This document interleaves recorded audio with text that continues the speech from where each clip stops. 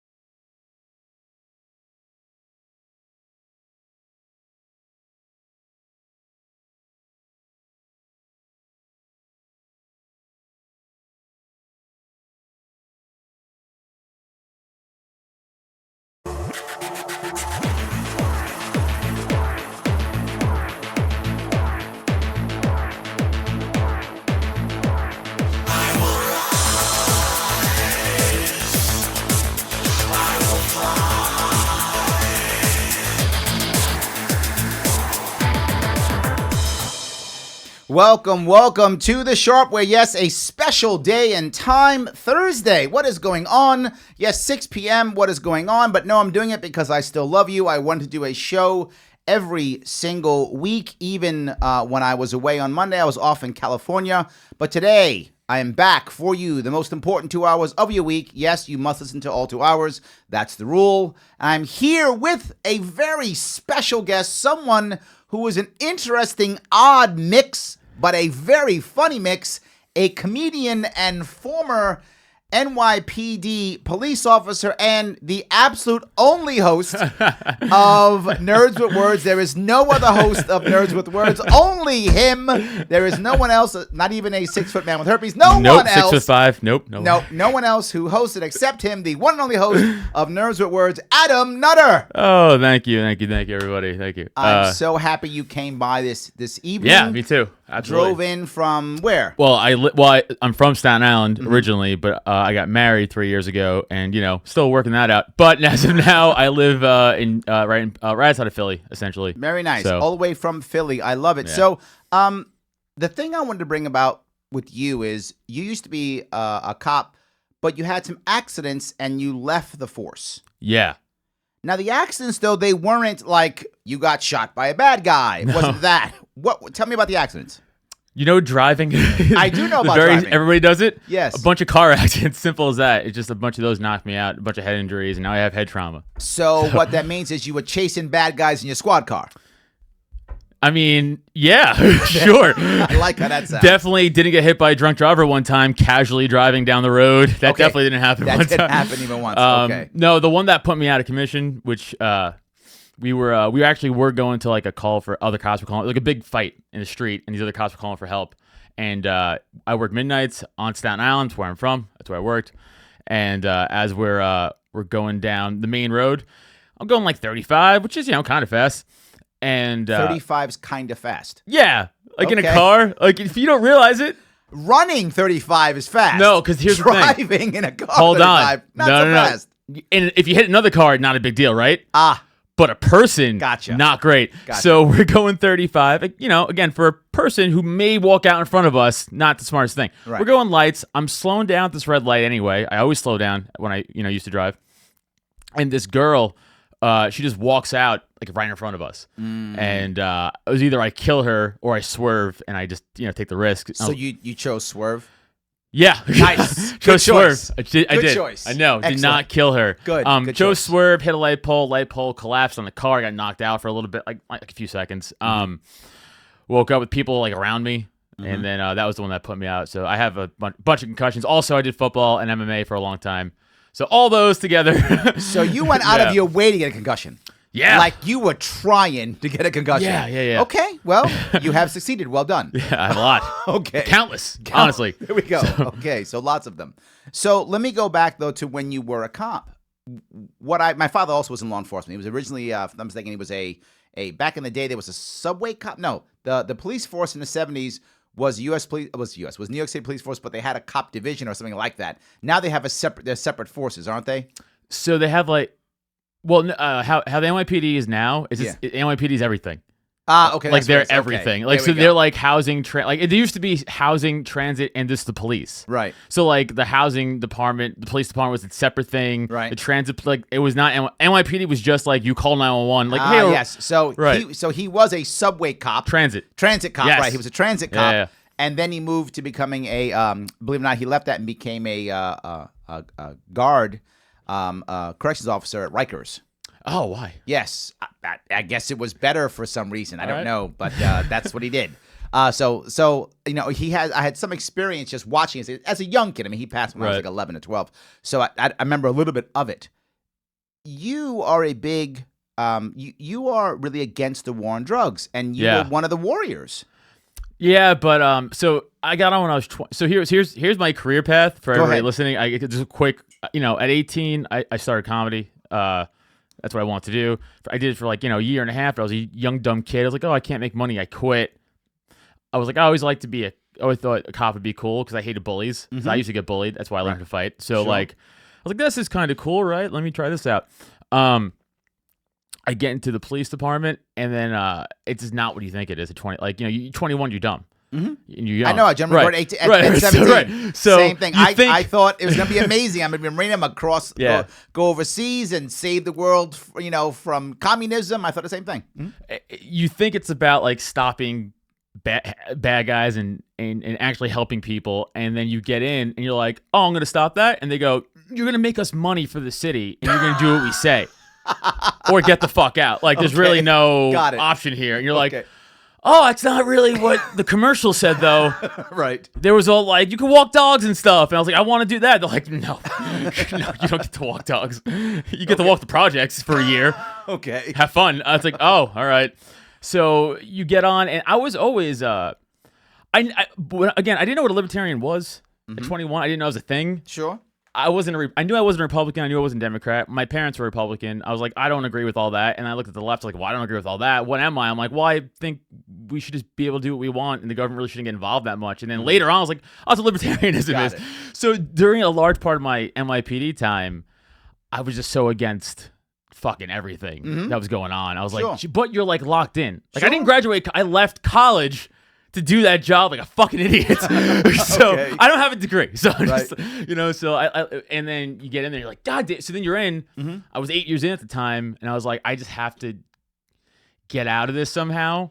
Were you thinking, look, I'll do my 20. Yeah. I'll get my pension, and I'll do something else. That's exactly. Yeah, I hear that all the time. Yeah. And when I was still on, I was trying to go to K9 or ESU, which is the SWAT team. Mm-hmm. Something that's not patrol, that you're not just taking people's rights away all the time. Right. At least I went to K9, what am I doing? Nothing. Fucking nothing. They don't do anything. I was just trying to do something like that where I could just at least get out of the scope of I don't feel like I'm violating the Fourth Amendment all the time. Right. Bloomberg's a big in the news right now, right? Mm-hmm. Were you a cop on the Bloomberg? Yeah. So please spill the tea. Oh, so many. Please spill the tea. So many stop and frisks.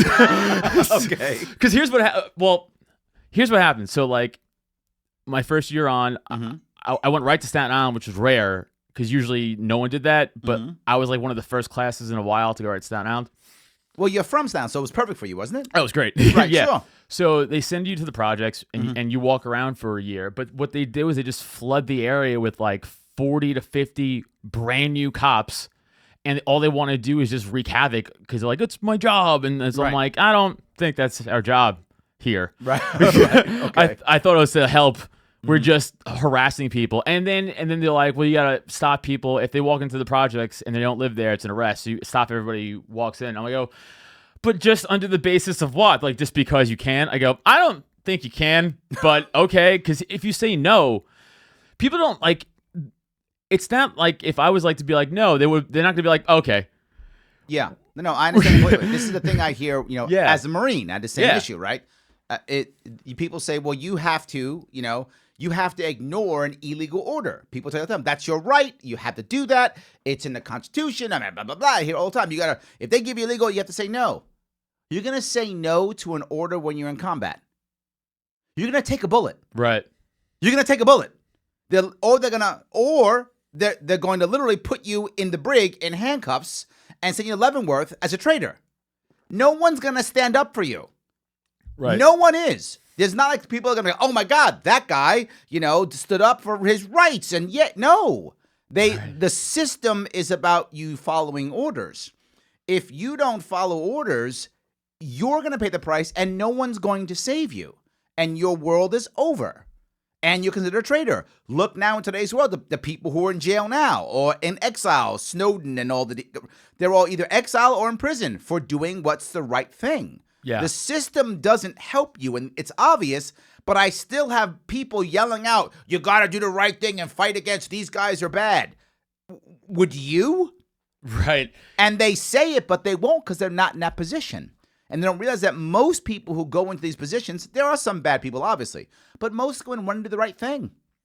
You went in thinking you can help people. I went in I thought I was saving the world. I believed that. And there's a part of me, and I say this all the time, there's a part of me that's a little bit jealous of the 18-year-old me. Because the 18-year-old me had all the answers. The 18-year-old me Right. knew what was black and white and who was good and who was evil. Right? And I was one of the good guys, and the rest of the world was evil. And life was easier for me because my brain was clear. I had an easy purpose. Then that began to go away, as I'm sure you understand. So, but I'm with you. I mean, you, in a way, you kind of have to follow orders. I'm not excusing that necessarily, depending on what's done, but I totally get it. I had a similar situation. Yeah, so we're just sitting in the projects, and like we're just like being like, "Do you live here?" And they're like, "Yeah." And like, "What's your name?" It's like, but even at the time, this is weird. But I really didn't realize how fucked it up is until way later. Until like, especially now, I'm like, Jesus fucking Christ. Luckily, I only had to really do that for a year. Then I got transferred to the middle of Staten Island, which is essentially like, I don't know, it was like 90% white. But it was like, white trash to richest people in the country. So it was weird, still a mix, but it was all essentially people that look like me. Right. So there was really none of that racial tension I had to deal with anymore. That was gone. Just bullshit economic tension. We saw the poor whites looking at me like I was rich. I'm like, hey, man. Right. I'm not. I don't know if you know that. I'm not. So, but then the only stop and frisk I did after that were the ones that they were actually intended for, which were a scenario, a robbery, let's say. And then the person's like, hey, I just got robbed. The guy, white male, beard, nerds with word shirt, ran black jeans, ran that way. Right. And then we're driving down the street and I see someone who looks like this. I pull him over and I go, hey man, stop. We take the victim to the scene. We go, is that the guy? And if they go, no, we go, all right. And we go, hey, listen, we explain what happened. This is what the deal. We fill out a 250, which is police slang for stop and frisk. And that's what they're really for. Right. Which is a legitimate, I guess. Sure. Right? No, some guy says, I'm a victim. You check out and see if the guy's really a victim. That makes total sense. I get that. There's a victim in this case, right? Right. And this guy's telling you, guy looks like this, and you check it out and see if he's a victim. Makes total sense. So that's the only ones they pretty much did after that. But for that first year, I for sure definitely broke the Fourth Amendment a bunch. Like, for sure. There's no way I didn't, right? I mean. So I'll ask you, this is a question that you and I didn't discuss it on any way, shape, or form, but with that in mind, do you feel any way about Bloomberg? Since, he was your boss at the time. He's a piece of shit. Okay. He's the that's worst. Clear. There we go. Worst. By the way, if you are not a rich white person and you have anything positive to say about that guy, then he's paying you.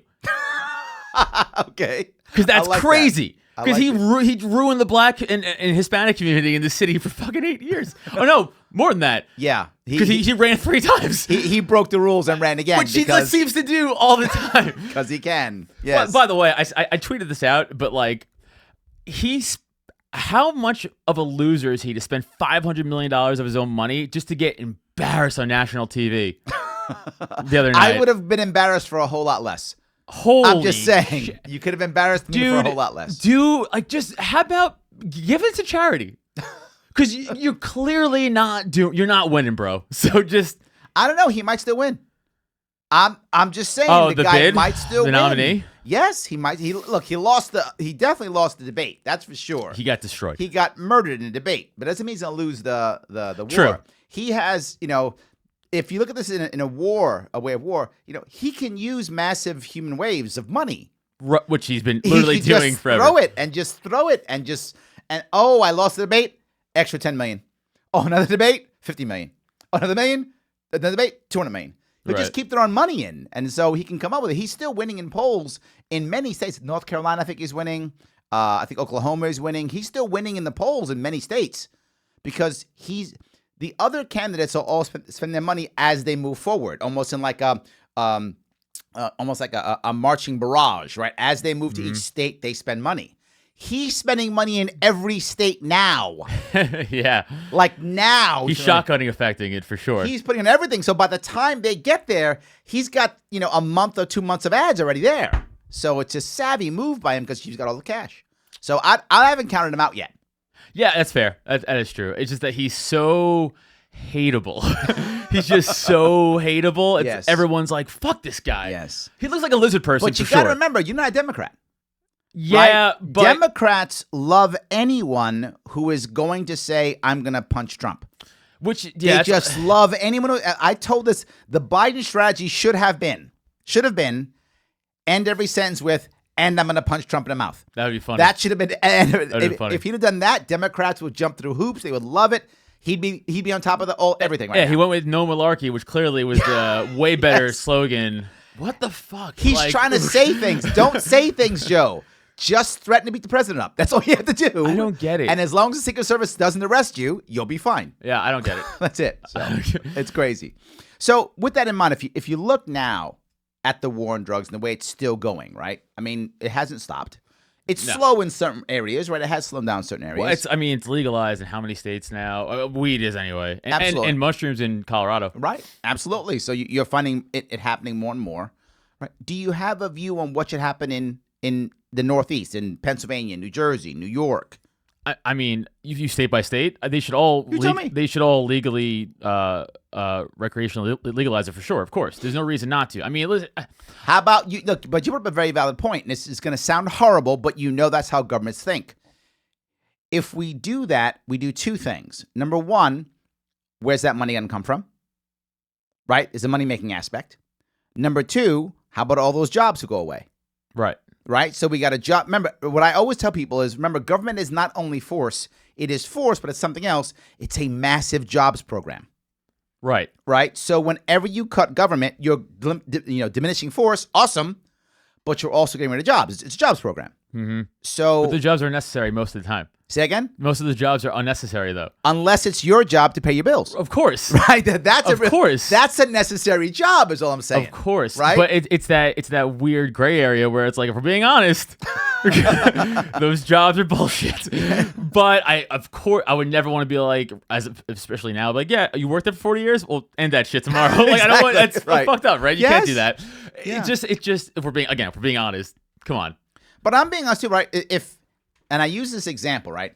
If I have a son or a daughter, right? Right now I have two daughters. Say I allow my daughter to live in my house until she's 30. I never make her pay rent. I never make her cook her own food. I never make her do her own laundry. I take care of her. I never make her get a job. I give her an allowance, right? I let her party whatever she wants until she's 30. And someone goes, dude, what are you doing? It's bad. And I go, you know what? You're right. It's bad. Get out. Right. That's cruel on me. Right. I have done nothing to prepare my daughter for this. I have done nothing but enable her to be a baby unable to deal with her life itself because I've babied her through everything.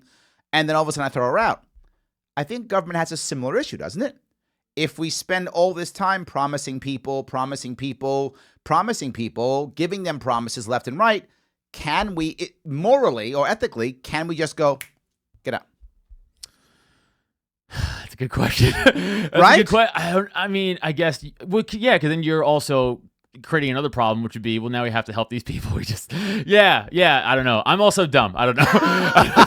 Don't listen. I have brain trauma. I said that earlier. I love it. I have brain trauma. I love it. But yeah. I bring this up on purpose because when people hear the horror stories of the war on drugs or the war on anything, they immediately want to stop, end it, get rid of it now, boom, gone. And my word becomes, I get it, and you're correct. To be righteous or to be just or be principled, we have to end it. But if we do that, oh my God, right? When people were bugging me when I was running for governor and I was talking about when we legalized cannabis, I was going to regulate like onions was my slogan. I said, I may not want to let everyone out of jail for cannabis charges right away. And they're like, what do you mean? I said, while they weren't violent crimes, if they've been in jail 10 or 30 or 20 years, they may be violent now, right? We may have made them violent. That's what that system. It's not a rehab system. It's just can we make you more of a violent criminal? Yes, exactly. Because then that's totally 100% good job. Yes, it's a criminal factory. Yeah. Yes, exactly. Nailed it. Maybe I should say a criminal enhancement facility. That's what it is. It can become better criminals. But my point is, and people thought, well, Larry, that seems wrong. And I said, I think in a way it's crueler to just take someone who maybe was arrested when they were 18, 19, never had a job, spent 10 years in prison, had become violent, can't function. Good luck. Maybe we should create some type of separation situation, right? 3 months, 2 months, whatever the case may be, to kind of rehabilitate them and get them a real rehabilitation center. Right, actually, maybe not just a cell, an actual bed with an actual room with actual doctors who are like, hey, man, don't make your toothbrush a knife anymore. Yeah, exactly. That could stop. Not required anymore. You could just brush your teeth with it. Exactly. You don't got to stabby stab. You just brush. Absolutely. And I think that would be a good idea. So anyway, I'm bringing it up because very, very often when people hear stories, they get upset and they want to change right away. Even go back to my old job with the drug thing too, is like, I think I've only ever had one drug arrest on that job, and it was forced upon me because I didn't believe in drug. Right. Right. Now, honestly, I never didn't do my job. Like I never lied or anything, but let's just say if it was, I just never saw it. Right. So the one time that was forced upon me, there was these two guys, and they were parked outside, not inside, outside of CSI, the College of Staten Island. And my precinct used to cover that, before they built a new one. And this fucking wannabe security guard cop is like, I think these guys they're smoking some shit. I'm like, all right, man. So we pull up, and then he wouldn't leave, and they were clearly fucked up on something. And I smelt the ammonia. I was like, that's PCP. And I was like, oh god damn it. So it was like, fuck. And we had to arrest him. Right. That was my only ever drug arrest ever, and everything else was what I cared about was actually quality of life crime, or not quality of life crime, but violent crime. I should say or burglary or theft, because that's again, as libertarian, we all believe that should be illegal anyway. It's a victim. 100%. It violates non-aggression principle. Yep. So I believe that even before I knew I was libertarian, right? So right. So I was like, yeah. So let's stop assaults. Let's stop domestic violences. Let's stop, burglaries. Sure. That shit, because you're stealing property. Even if it's a bank, who cares? It's not yours. Absolutely. So that's 100%. what I was all about. But again, it's not what they made it about. It was, right. Write summonses for fucking headlights. I was like, okay. So we're wasting all that training on that? Cool. Right. I guess. Someone's got to pay for this. Yeah. It's Wars are expensive. I have definitely, I want to say hundreds of hours of active shooter training and tactical drivers training, all that shit. It's gone to waste. Just wasted because now I'm just a dumb guy who makes dick jokes for money. Barely money. Barely money. Good. I make tens of dollars doing comedy. Tens of dollars doing comedy. No idea. Well, then let's go there. Then let's go to the idea of being a comedian. Yeah. And the reason why I bring this up is there's a big issue that people talk about all the time, and that is either PC culture and or cancel culture. Yeah. Right? Either of those two things. You hear it constantly. What's right? What's not right? Right? Oh, hold on. We got a call. Let me before we shift. Yeah. Let me grab a quick call. Then we'll shift into that. For sure. I want to grab a call if I could. This is Scott from Arizona. Wants to talk about debates. We can yell about Bloomberg, maybe. Yeah. So, Scott, how are you? Good. How are you? I'm doing great. Talk to me. Yeah, man. Hey, man. I just wanted to let you know. Big Herd, Charlie Cox, wanted to be Something in the background's very loud. Cowboys wanted to be stopped. Cowboys and Sharpe that Ram Ranch underneath wanted to be Cowboy Cox. Ram Ranch really rock. Can you turn down whatever you had up front and say it again? Hello? Hot Herd, some Cowboys, the hot Herd, 80 more wild Cowboys out in the yard. Sorry. Can't hear it. I apologize, guys. Scott, if you can call back without the background white snake, I would like that. That'd be awesome if that's okay. So I do have a question though from the internet, if I could. One, what was the biggest reason for you leaving your cop career? The head trauma. That's it? Yeah, I mean, I had to actually retire from that. So they actually got rid of you? Oh, yeah. Oh, gotcha. Okay. Oh, good. yeah. They were like, no, you can't. You're done here. You Gotcha. can't make decisions. So I was like, that's fair. I can't make decisions. That's very, very fair. Okay. I love it. Okay. Yeah. So another question is, what are your top 3 picks for president? Oh, Jesus. I mean, who do I think is going to win? Is I that don't what know. The question literally, what are your top 3 Oh, it's picks very vague, for so president? I'm going to take that as Take it any way you who do like. I think is going to win? Not who I want to win, but who I think Trump is winning. You think Trump's going to win? Pretty sure. Okay. I would say Bernie's going to win the nom. Right. And then, man, I guess maybe Bloomberg third because the money. But I would say that's going to be the top 3 for. But that's not who I obviously libertarian, so no, I don't want any of those people to win. Do you have anyone in the libertarian field who you I want like to pick? Jacob Hornberger. Hornberger, sure, Yeah. absolutely. I saw him debate for the first time last weekend. I was impressed. I'd always thought Hornberger was a little bit dry, I thought, because I watched his videos. Yeah. But debate changed my mind. I honestly, I have to watch more on him, Yeah. but I like him a lot. Yeah. Yeah. Debate changed my mind. I thought he was a bit dry. Now I've changed my mind on him. Yeah. So, yeah. Anyway, no, this is for me, or maybe it's for. I'll do it anyway. I'll touch it anyway. I think right now the way things are at this moment, I think Trump has an advantage, but I don't think it's a given. I think that's why he's out there campaigning still, because he knows it's not a given. Really? Right? But Trump is a better campaigner than he is president by far. Well, He's an amazing campaigner. he's also hilarious. I don't care That's what what I'm anybody saying. says. I don't give a shit if you hate him. If you don't think he's funny, you're a liar. You're a liar.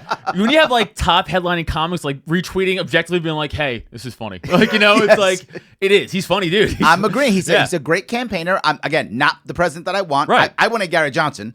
So, but anyway, he's dumb, but I would rather have him. I know. Without question, I would rather have know. Gary Johnson any day of the week. That's when I get my shot in on him. With that in mind, I think right now the odds are in his favor, but I don't think it's guaranteed. I do think that he realizes it's possible that his negativity may carry if he doesn't keep that momentum going. But I think he's doing it, which is why I think he's still going to win right now, because he isn't going to stop. Right? He's going Right. to keep that momentum going. And I think it'll happen. I also think just how the left is the worst right now. Like, they're just the worst. And, like, they're just so bad. And they're eating up the people who have the best chance of victory. Yeah, it's crazy. Like, Yes. you should have been promoting Yang and Gabbard, which I don't agree Without with. question. Which I don't agree with, by the way, with a lot of what they have to say, obviously. But at least they were genuine, I feel. Because they would only attack Trump, like, for his policies. They wouldn't be like, Orange Man bad. Right. Which, as soon as I hear that, I'm like, I'm done. There's Give me a reason. lot of people who Yeah. when they hear Orange Man bad, just walk away. I agree. A lot of them do. Yep. But I don't think Bernie's going to win. Really? And the reason why I say it is, and maybe I'm wrong here, but Bernie isn't actually winning any of these states so far. He's just getting the most. Well, to be fair, though. He's not actually winning them. What I mean by that is if you look at the kind of the way you look at the Democrats right now, there's the people who are like Medicare, for all, VA for all, horribleness for all, you must all suffer, right? And that's the Bernie crew. And kind of Warren. And when you put those two together, that's maybe 35% of the Democratic Party as a general rule who's showing up. The other 60% spread among 4 or 5 people who are basically moderates compared to Bernie. Okay. So I think eventually when those guys begin to fall apart, they all rally behind one guy or gal, whoever that person, Klobuchar, Biden, whoever is the person they rally behind, right? And then when you rally behind that person I think winds up beating Bernie/Warren. That's my gut. That could happen. Who the hell knows? Yes, It's so I don't know. It's so random. Well, blame the person who wrote the question, damn it. They vote the question. So, yeah, I think obviously Trump's going to win the nominee, obviously. Well, yeah. Obviously. I think it will not be Bernie. I think it'll be someone like, I don't know, it could still be Biden in theory, but I think he's kind of done. Oh, I think he's finished. So done. I think the odds are actually someone like Bloomberg or Klobuchar will actually win. One of those two. Yeah, I mean, again, you totally could be right. I have no idea. That's my gut. Because I think in the long run, because Bloomberg has staying power, he'll just stay in. Right. He's got the money. He'll just stay in. He could literally afford it. If the rest of the people begin to not raise money, they have to drop. He'll just stay in until everyone else is gone, and it's him against Bernie. But that's also not true. And then he wins. But what's his goal though? To win the DNC or to win the presidency? Because he'll win the DNC, great. But like people will see right through that. Because Trump barely spent any of his own money, and look at what he accomplished. So like Bloomberg, it's like so transparent. Like no, I think Bloomberg's got a shot, and here's why I think he's got a shot. The far left will vote for him anyway. Because Orange Man bad. Right. So the far left votes for him anyway. But just like the far right is going to vote for Trump no matter what. Absolutely. So, but you have to exclude those fringes. But you got to remember, the country is going left. Is it? Without question. Any way you look at the country, is going left. And it's going left. The number one reason is urbanization. More and more people move into cities. More and more people, youngsters move into cities because there's been no recovery in the United States since 2008, except in cities. Right? 20 cities in the United States are responsible for about 75 to 80% of all new jobs. So everyone's moving to cities. When you move to cities, you become more left.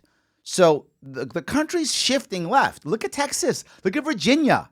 That's nuts. It's moving left. So as it shifts left, as long as Bloomberg can get any of the right, and Bloomberg can, he's a Republican. Yeah, okay. He's a New York Republican now. Yeah, he's a New York Republican, yes. But people, that gives them an excuse to vote for him. And he will target that marketing for those people because he has the money to get the data. He will target that marketing towards those people who are in the middle and go, see, I'm really a Republican. See? Right. See? Stop and frisk. You know I hated it. Wink, wink. He'll do that, and then boom. I just don't see him getting any minority vote. They're going to vote for Trump? They might just not vote. No, they'll show up. I mean, I don't know. I have no idea. I'm just throwing ideas, man. Let me tell you what I'm sure is going to happen.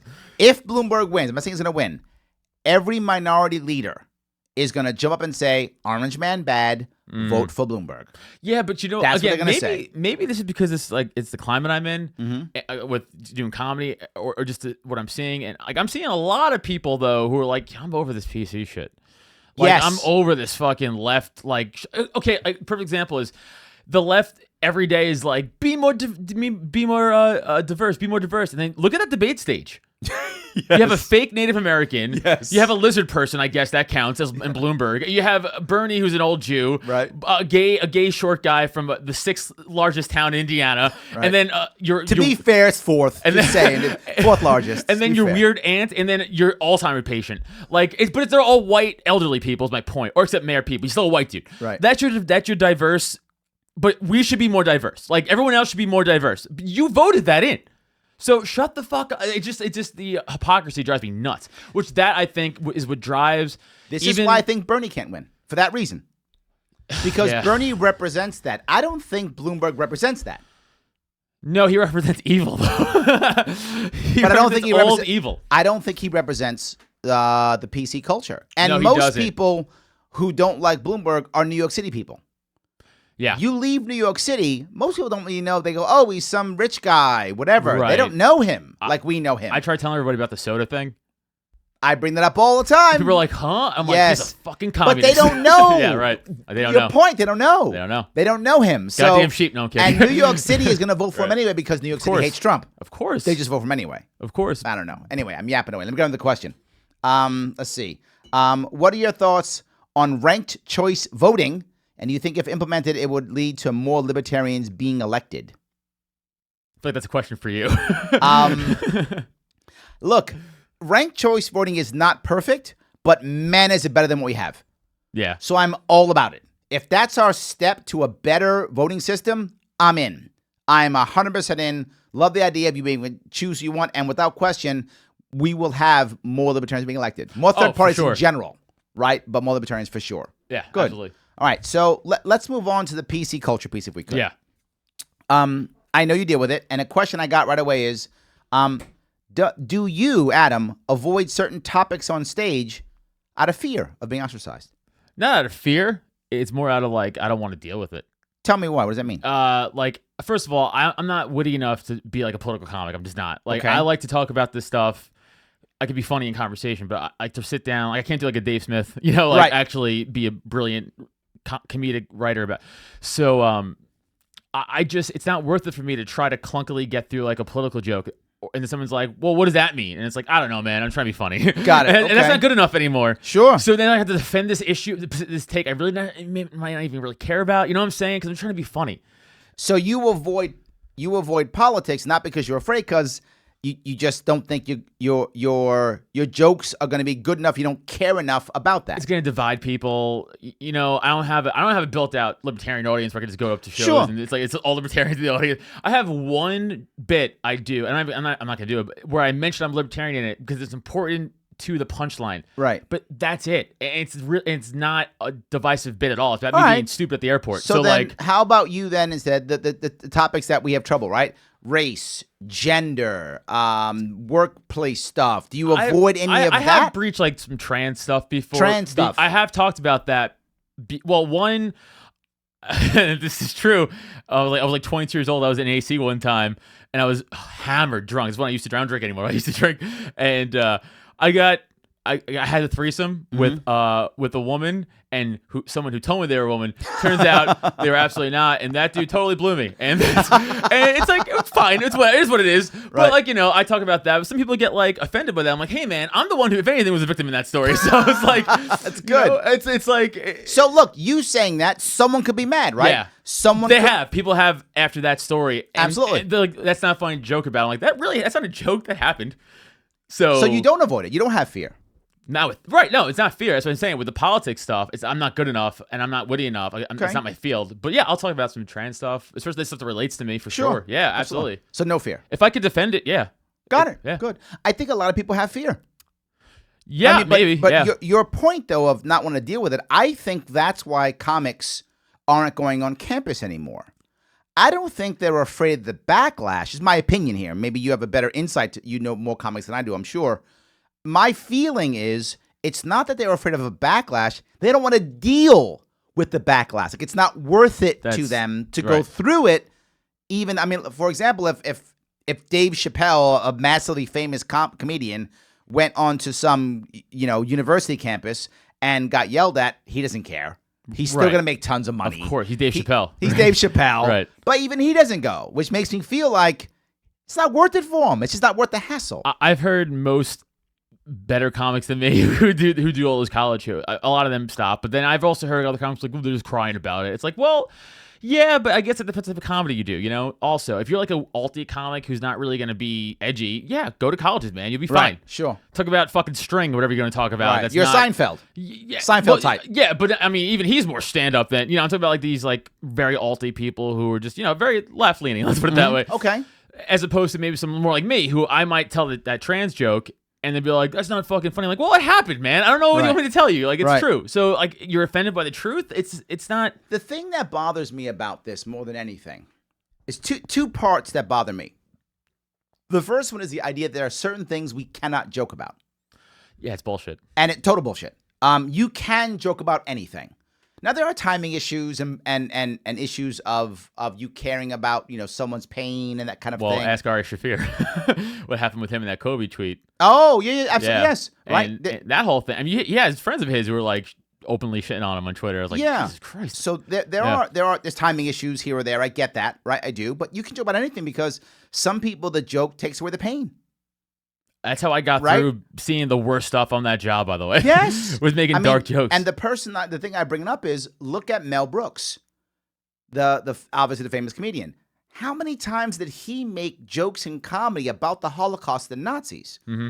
Oh my God. All the time. Springtime for Hitler. Did anyone think that he was somehow pro-Nazi or pro-Hitler? Right. Of course not. That's pain that his family felt, and he was dealing with it in that way. That's how he chose to deal with it. Mm-hmm. Now, could someone say they don't like it? Great, then don't watch or listen to his stuff and deal with your pain the way you want to deal with it. But that's how he dealt with a whole lot of the pain in his history. So I see it. Chappelle did so many racist things on his show, right? Yeah. So many racist things. Grew up on that. Oh my God, so much of it. And obviously it's how he dealt with it, right? Yep. So I don't think that. And the second thing is, and this is a Bill Maher piece, he says, you can't be more offended than the person attacked. Right? So like if there's a Hispanic joke and the Hispanic people in the room aren't offended and you're not Hispanic, you can't be more offended than them. Right? You can't be. So those are things that I guess that drive me crazy. So anyway, I've yapped away. I want to grab on the phone call if I can. I want to grab Derek from Florida. Hold on, see if I can grab him. He wants to talk about political correctness, so perfect timing for us. I love that. Derek, are you there? Yeah, I'm here. Derek, what's going on, brother? Hey, man, I just wanted to call and get your opinion on what strategies we could justifiably take to combat political correctness in the culture war.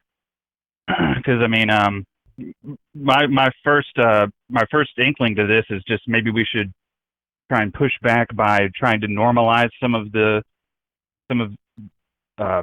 anti-PC stuff a little bit more. But I don't know. What do you think? Do you think it's being too insensitive or what? I think right now, and Adam, please step in if you think I'm off here. Right now, you find a backlash in how we're doing right now, which is so many people put their stuff behind paywalls.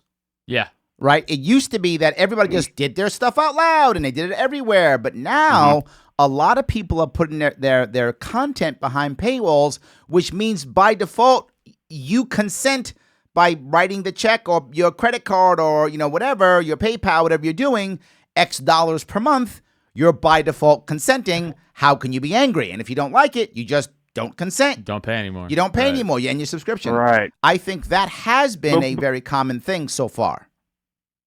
Yeah, but the way I see that is that's just saying, okay, yeah, we're fine with being pushed underground, because I mean, still in Twitter and all the vast social media sphere, it's still, I mean, you're going to have the job lynch mobs calling and going after your people's jobs. Yes. Even if the underground stuff got unearthed. Yeah, look at Shane Gillis. I mean, what happened to him? Yeah, Tell me. Exactly, man. Well, I mean, I know Matt McCusker. He's been on Nerds Words before. I know Shane a little. I don't know Shane like, hey, I know Shane like, hey, what's up, man? Because he's from PA. But like, what happened to him was fucking disgusting. He got railroaded from a comedy podcast, which he was taken out of context. He was doing a joke about if someone was racist, this is what they would say. Right. It's not even like he was saying. Yeah. It's He did psychotic. an Asian impression. Yeah. Yeah, absolutely. As a racist guy. Right. And he got railroaded. So, but I believe what was your name, dude? Derek. Derek, yeah. Derek. I agree with him though on that. Like, yeah, I don't think we should just be silent. Like, it's not like, hey, well, all right, well then I'll just go behind a paywall. Right. No, it should be combat speech with better speech. Right. That's number one rule of that always. So Sure. like, no, be funnier then, or prove a better point than these nonsense idiots who want to just try to cancel their shitty because they can't justify their shitty ideas. Right. That's all it is. Yeah, it's an Overton window thing to me. It's like it's shrinking. They want it to shrink, and I understand. I I completely understand where they come from with all this stuff too. I mean, nobody wants to have their feelings hurt and everything. I mean, that has its place, of course. Well, let me tell you what I think for I think that's what's happening now. But I think the right answer is, believe it or not, it is a nuanced position, and that is you double down with empathy. You double down with empathy. If I say a horrible racist joke and I mean it to be a joke, right? I say some horrible joke about, I don't know, I'll go something that I'm not, Hispanic Mexican immigrants. I say a horrible Mexican immigrant joke. But if I didn't mean to hurt, if that wasn't my goal, I double down. And I say, I don't apologize because this is a horrible situation and we should be looking at it. And now I bring empathy. So I double down with empathy. If you double down with, how dare you call me a racist? You're finished. Or if the only people that are going to get mad though are white liberals. That's white true. college liberals. Yes, that does happen sometimes. It does, which is why you find guys who are heavily on the right, like Trump, who just double down, don't care because those people aren't going to vote for them anyway. Right? They aren't going to watch their TV shows. They aren't going to vote for them. They aren't going to buy their products. True. They don't care. In this world, the way the market works now, many people don't realize this, and I do it when I teach small businesses, is you've got to, hyper niche. You want to niche your marketing and whatever you're doing so that you have a better chance of having the right message and more people jumping on board. With the internet, I don't need everyone to love me. I need like 1 million people to love me. And I'm good. Right. I don't care who those million people are. I don't care where they come from. As long as they fit my demographic, I'm good. So if you're on the right and as you said, the white educated liberal is never going to vote for you or buy your product or watch your show, you don't care. You call them a libtard and you move on. Right? I get it. That's a double down without empathy. Yeah. But I'm saying if we want us as a movement, if we want us as a culture, us as a nation, we should still double down. but double down with empathy and express why and why it matters. That does make sense, because that's the only way you're going to keep people in the circle still. You're not pushing people out of the circle. Correct. That's kind of what I see them doing right now. That's the other side. That's the PC side is very exclusive. Yes. It's just, what bothers me about that side is the hypocrisy. Yeah. And it's especially, again, right, it's usually white liberals who are like, you can't punch down. So when people say you can't punch down, they're insinuating that race, they are above that race you're talking about. Correct. And they are better than them, and therefore they cannot defend themselves. And the good white liberal person must come in like the fucking fairy queen goddess of whatever, of PC nonsense, and be like, oh, I grant you with my fucking twinkle star, whatever. I don't know. But you get what I'm saying. Right. It's nonsense. It's like, hey, man, so you're saying essentially you're racist and I'm not, is what you're actually saying, really in a weird roundabout way. Because I think we're all equals and I bust everybody's balls. Right. We're friends. You're not a white guy. Correct. I look like I distribute the slurs equally. Yeah. There we go. Yes. I hate everybody. I look like every white terrorist in a 90s action movie. Like, I get it. Like, I get what I look like. So I get the persona I give off. But, like, it's not who I am. I'm like, oh, dude, I base everybody off their judgment of their character. Sure. But these people don't. They go, oh, I'm white, you're black, I got this. It's like, what the fuck do you mean? Right, yes. What do you mean you got this, you fucking loon? You know what ego that is? Yes. What an asshole. Yes. It's crazy. And the thing that bothers me also is it's a selfishness in all of that, right? There's a selfishness in saying, I have to stand up for someone, even though I won't actually help them in any way, shape, or form, or give them any actual respect. What I'll do instead is I'll announce how evil the other is. Right. And when I announce how evil the other is, look how amazing I am. I announced how evil the other is. So I'm amazing, and now I feel better about myself. Points? Yes, I got my points. It's like Black Mirror. I'm good at that now, right? And Yeah. I point my finger and say he's evil, and all of a sudden now I'm a good guy. It just makes me sick when I see it. I'm like, now you're a hero. Fuck up. Now I'm a hero. You tweeted. I tweeted. See, I'm helping. Yeah, and then See that same guy walks over the homeless guy. He's like, fucking get a job, you prick. It's like, okay, Now, only if he's a white homeless guy. right, only the white homeless guy. 'Cause Exactly, yes. he's the problem. Yes, exactly. Yes. Yeah, there's exactly definitely right. kind of an aristocratic air around criticizing people for, I don't know, making a joke. Yeah, absolutely. You're And going to turn your nose up at me? well, no, because you have to act and feel like you're helping. You have to be symbolic. It doesn't matter if you're actually helping, right? It doesn't really matter if you're actually helping. It matters if you're seen to be helping. That's what matters. Right. But I'll even go one step further. How this culture actually eats itself up. It really does, and it can't last forever. If you happen to see the debate last night, in the debates last night, there were some protesters at the end of the debate. I don't know what they were protesting, but they were obviously protesting something left, because that's what happens in a left. This is Democrat, so obviously it's left. Someone came in and protested because their specific issue wasn't forefront enough.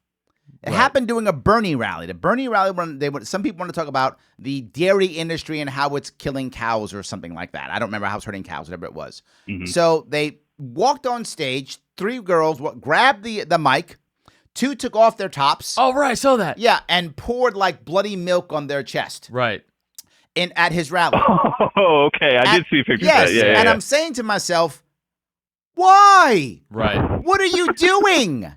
Do you think I didn't watch the debates, but I did see the tip. Oh my God! Yes. Well, that's what I tuned in for. There we go. You tuned in for that. Yes. But I thought, why are you doing that? If this guy's as left as they get, yeah, no one's gonna care more about your issue than him. Right. And you're taking a dump on him. Can I make a side issue? Please. Also about Bernie. He's point. a fucking bitch. Like, the fact that that happens to him all the time, and like, that's a weak leader to me. Like, you just let people take the mic from you and you want to run the biggest military in the world? Hey man, stop. How about you stop the 3 women charging you first? And then we'll talk about you being the commander-in-chief guy. It's like, also stand up straight. I don't know, it bothers me. He's like fucking it's like So that happened. And then I remember CNN was doing an equality town hall.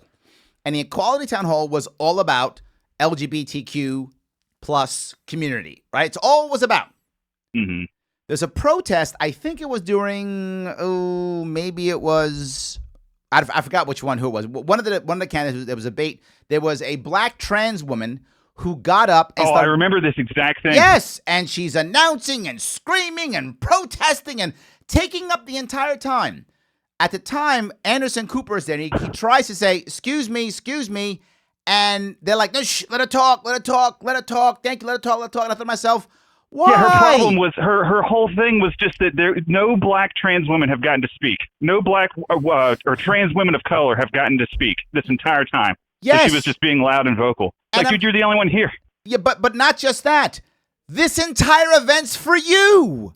Right. Showing that these people who are showing up clearly care about you, or they wouldn't have you there. They wouldn't be talking about the issue. They wouldn't care.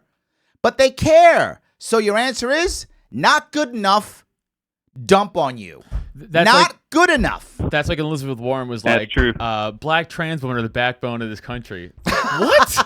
The fuck are you pandering Wait, did she to? really say that? Something like that. I want to say something like that. I'm sure she didn't say those words. It was around there. But it's Someone fine. Googled. I don't know. Look that shit up. The She said sad something part like is trans that's people are the There's a lot of backbone. shit, evidently. No, I think she did say something like trans people are the backbone of this country. I'm almost positive those were in the same sentence. I'm almost positive. Again, I have brain trauma, so someone fact check me on that.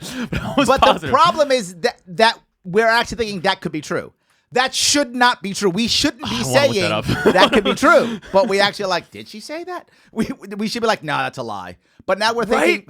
But now we're thinking maybe she said it, right? This is the point. Now, look, I'm not against the left, and I'm not against trans issues at all.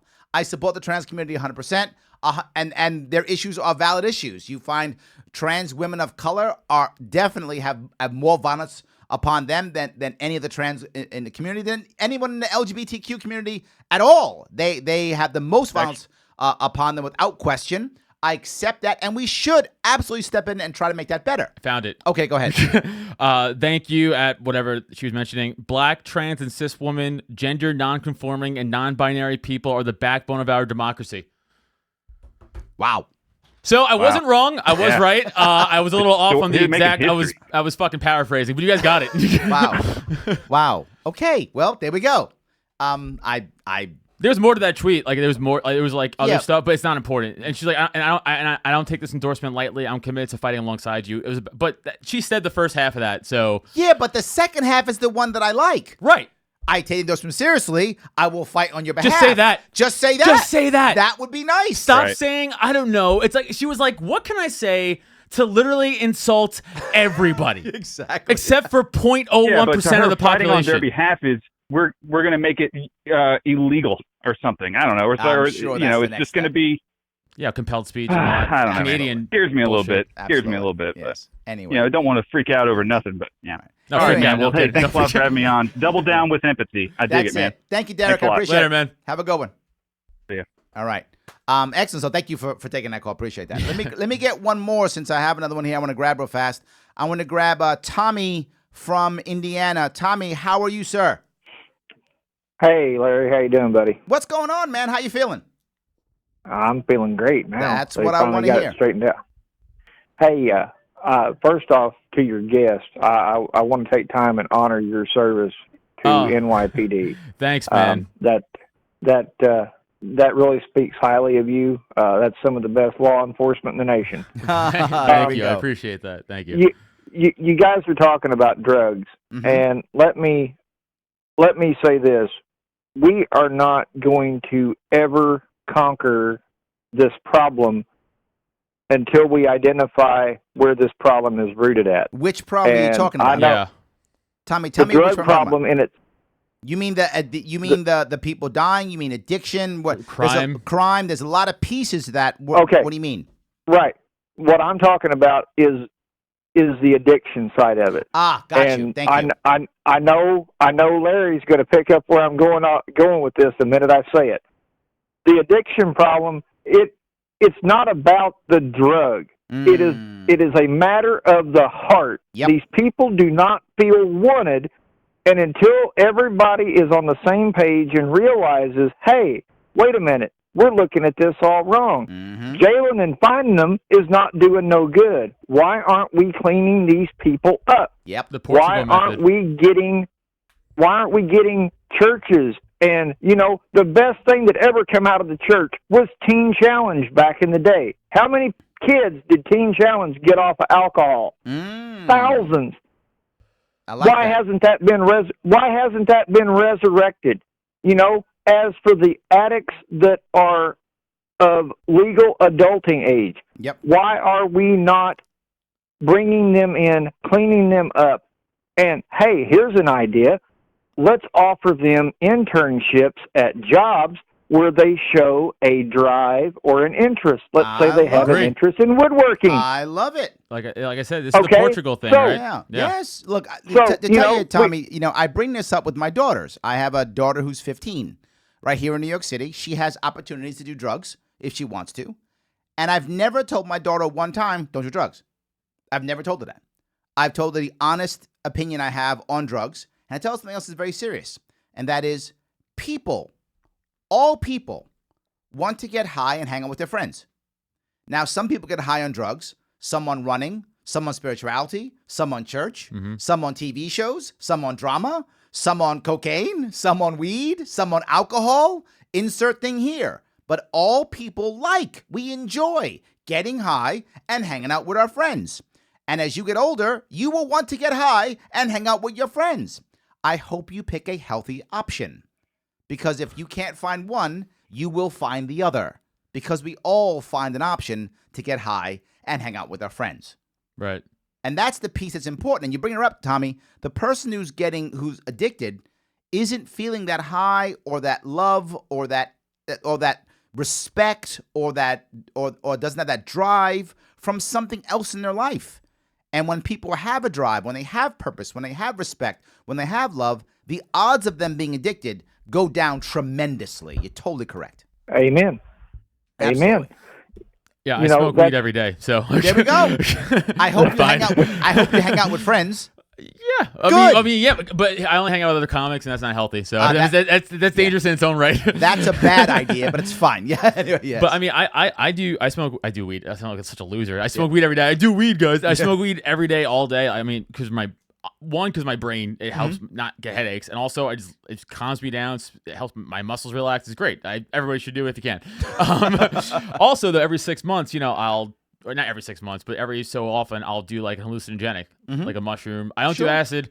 Bad acid story. Won't do that ever again. But like I'll do like mushrooms. I want to try DMT so bad. But I feel like that's also a good. And by the way, never once is like I want to do heroin. You know what I'm saying? So like it's really just it's your own drug of choice. Like I don't believe in gateway drugs. I don't think that's a real thing. I have no science to back that up. Right. That's just me, someone who does drugs. But they're more recreational fun drugs, right? They're not like. Again, anything hard. I'm not doing. No, but the issue. Let me touch the gateway piece, and there is a gateway drug. There is something as a gateway drug in a specific situation. Meaning, when all drugs are illegal, and I only have one or two dealers, and I go to my dealer and he's out of the drug that I like, he introduces me to a new drug. Ah, fair. Right. So that becomes a gateway drug because of that. The fact that it's illegal, right. That creates gateway drugs because I only have one way to go. You're my dealer. I like this. You don't have it. You want to sell something. Hey, try this thing. Right. Boom, gateway drug. But you make stores. Why would Once I go? Once it's legal, why would you go? Right. Is alcohol a gateway drug for heroin? No, because people who like booze. Go get booze. You like booze. Yeah. You get booze. Which is so funny with the vape thing, the vape ban. It's like they're targeting children. It's like, have you seen Pinnacle Vodka? Yes, it's like chocolate cake. Yes. One of them's like, this is for kids flavor. Like it's like yes, it's like exactly. Come on. It's like, what do you? It's bullshit. Right. It's just because of the tobacco lobby and maybe pharma or definitely the alcohol lobby got together. They're like, vaping is taking away sales. Yes. What do we do to stop this? And they're like, it's targeting kids. Like you're targeting kids. They're like. Nah, yes. They are though, and then they threw money at the right politicians, absolutely, to get it passed. Because 7 people died. Shut the fuck up. You really think that was the reason 7 people died? How many people die every year from alcohol? 40, 50,000. Is that including like DWI deaths? Yes. Okay, so it's so many fucking people. But 7 in the north died in like Michigan, and yes, and it was because it was not regulated. Correct. Fake carts. It was the fake carts. Absolutely. Not one of those cases was a legitimately like legalized weed cart. I believe they were all like bootleg carts. They were. So what are you really stopping? You are allowing your massive lobbyists to use government force to affect the market. That's what you're doing. Exactly. Which is what they often do. But anyway, so Tommy, you're saying that we have to accept that this is not a drug problem, that it's a human problem, and that people aren't feeling loved and respected with purpose. Is that kind of what you're saying? That's exactly what I'm saying, Larry. So how does government fix that, right? How does government, or does government not fix that? Right there is where everybody gets it wrong. Okay. And it goes back to, this ties in with the topic you taught me about 3 months ago, and it all goes back to the same way you deal with cybersecurity. Okay. Quit trying to centralize the fix. Yes. Let individuals fix them frickin' selves. My God, we're human frickin' beings. We have a brain. We're supposed to have education, and we're supposed to know where resources are. Yep. For God's sakes, people, quit trying to centralize everything. Get government out of the picture and let the individual show the way. Now, can government give indications as, hey, let's try this. If it doesn't work, scrap it. We'll move to something else. Sure. That's absolutely. fine. Yeah. But do not centralize your so-called answer to the drug problem and say, oh, Mother Government, you got to help us get out of that. Really? How many times has government got involved in something and it actually worked? Blowing up stuff? I mean, we're good at that. Murder? Yeah. Taking away your rights. We're kind of good at taking that. away your property. Putting people in jail. Yeah, it's pretty good stuff. They're pretty good at some stuff, for sure. Really good at imprisonment. Yeah, really good at that. They're really good at that, yeah. Murdering innocent brown people overseas. Oh man, they are good. number one fucking tops. Yeah. So, man. So those things government's good at. Carlin in her. Yeah, there we go. But no, the thing that I'm going to bring up with you, Tom, is I use this as an analogy often. And I say that humans are the opposite of insects, right? Yes. If you find an insect walking around, it's lost. It's a disaster.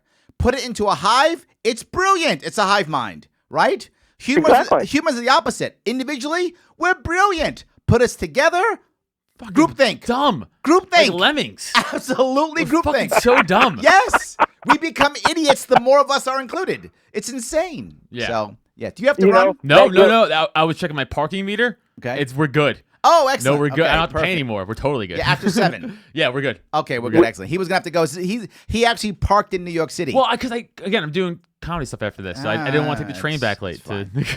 Anyway, Tommy. That's a government plot. Yes, it is. Yeah. Tommy, thank you so much for the call. I appreciate it.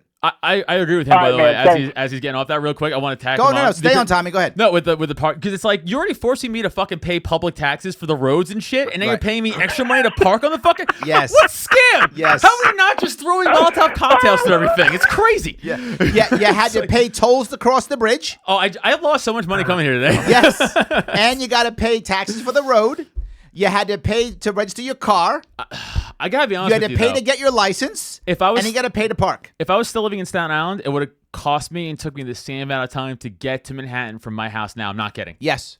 That's pathetic. And you would have had to pay $19 to cross the Arizona Bridge. Yeah. Yep. That's bridge. Fuck that bridge. Yes. That bridge is a ripoff. $19 to cross that bridge. Crazy. Absolutely. It's crazy. All right. Thank you, Tommy. I appreciate it. Thanks, sir. You guys take care. God bless. All right, man. Have a good one. All right, I'm heading over to New Mexico. So we're heading now. Gonna go ahead to New Mexico. I'm gonna talk to Tyrone, who wants to talk about big banks. Okay, I'm happy to talk about that, Tyrone. Tyrone, are you there? Yeah, hello. How are you, sir? Turn me down in the background. Okay, better? Yes. I've been a little bitch, possibly. Okay. I appreciate the music. Thank you. I appreciate the music. Thanks, bro. There we go. I appreciate the music, Tyrone. I appreciate that. I guess I'm special. Is he trying to troll? I'm a fucking comic. I love it. That's awesome. It's hilarious, dude. Yes. It's so fucking funny. Tyrone, brother, thank you, man. Call back. Do it again, but do some different music. I love it. Oh, be funnier. I love it. That's still fine. It's gonna look. And anyone who wants to insult me, I've been insulted far worse by better. No worries. So, all right, great. Let's grab another call. Yeah. Let's grab Tim, who's back on the. I guess Tommy brought up the drug issue. Now Tim's all about drugs now. So awesome, Tim from New Hampshire. How are you, sir? Hey, how you doing? I'm doing great. Talk to me. Hey, so I was listening. Sorry if you guys touched on this at all, because I was listening on mobile, and then I called in. But I'm actually really curious. What do you guys think about? So you were talking about drugs, marijuana, etc. What about hard drugs that are associated with violence? So like PCP, bath salts. PCP, stuff like that. Bath salts, sure. Yeah, Great but question. Look, should, and you saw that, I'm sure. I fought that. You Physically fought that. Yes, this is a good point. So, what do you think? I mean, not only. I mean, Tim's. He's saying something that a lot of people are afraid of, right? Yeah. There is a lot of fear about drugs like that, bath salts, PCP, and there's fear in the police force. There's fear in the civilian force. There's fear in government. There's tons of fear about this. What do you think? This is just one man's opinion, and that's again, what he's asking for. Please, I've physically had to fight this, so but bath salts. It's not like you could just. It's like a mixture of shit. I mean, here's the thing. This is what I always say when people make this argument. It's like, hey, just because you legalize it, not everyone's gonna start doing bath salts, man. Like, it's not like it's like, oh, it's legal now. Yes, I'm gonna leave my fucking career at Wall Street to go do bath salts. Fuck yeah! It's like it's not gonna happen. That guy's just gonna do more coke out in the open. Like, everyone's gonna stick with the drug they're already doing. You've actually hit a very valid point. Just here. more legally. And Tim, this is a point that I brought up. I did a presentation. Anybody who wants to see it, you can go on YouTube. It's Larry Sharpe, Columbia University, 2016. I did an entire piece on war on drugs, war on terror. And one of the things I bring up on the war on drugs is all the bad, horrible drugs like meth, like bath salts, like all these things are literally because of the war on drugs. Right. They have the war on drugs and the government oppression of drugs has created these drugs. I know lots of people, I can't tell you any of them, on Wall Street. They're not on Wall Street anymore. They're now on Park Avenue because since 9/11, most banks have left Wall Street and gone to Park Avenue. Many may not know this. When people say Wall Street bankers, they're not really on Wall Street anymore. That's just a term they use. They're actually now on Park Avenue. But a lot of people who are doing that, who are on coke, do coke often, all the time. Most of them I know have never been addicted, just use it. Now they snort Adderall. Another cool thing people do, they snort Adderall, take Adderall, whatever. Take all these drugs. Why? These are expensive drugs. So when I get addicted, as Tom is talking about, because now I'm not the Wall Street guy who has some purpose, who has some love and respect.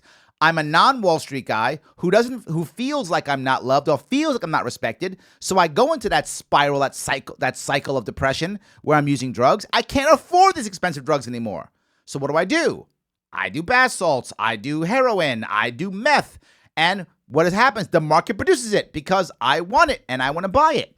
If we didn't have a war on drugs, cocaine would be a whole lot cheaper.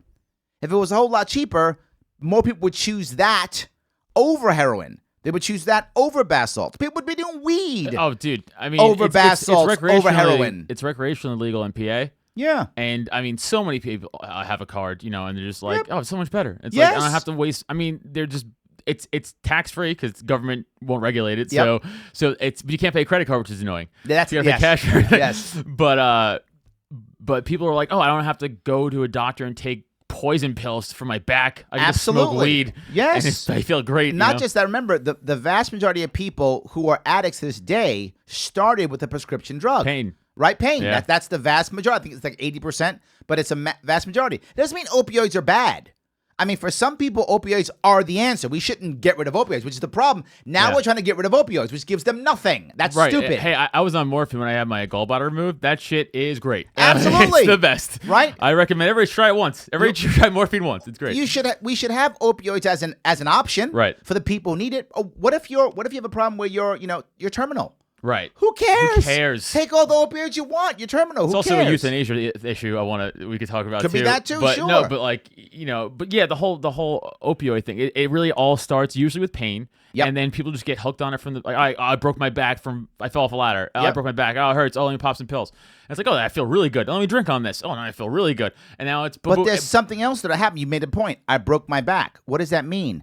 Now I can't go do what I used to do. Right. And or there's even work. There's the Tommy part that Tommy was talking about that goes right in, right?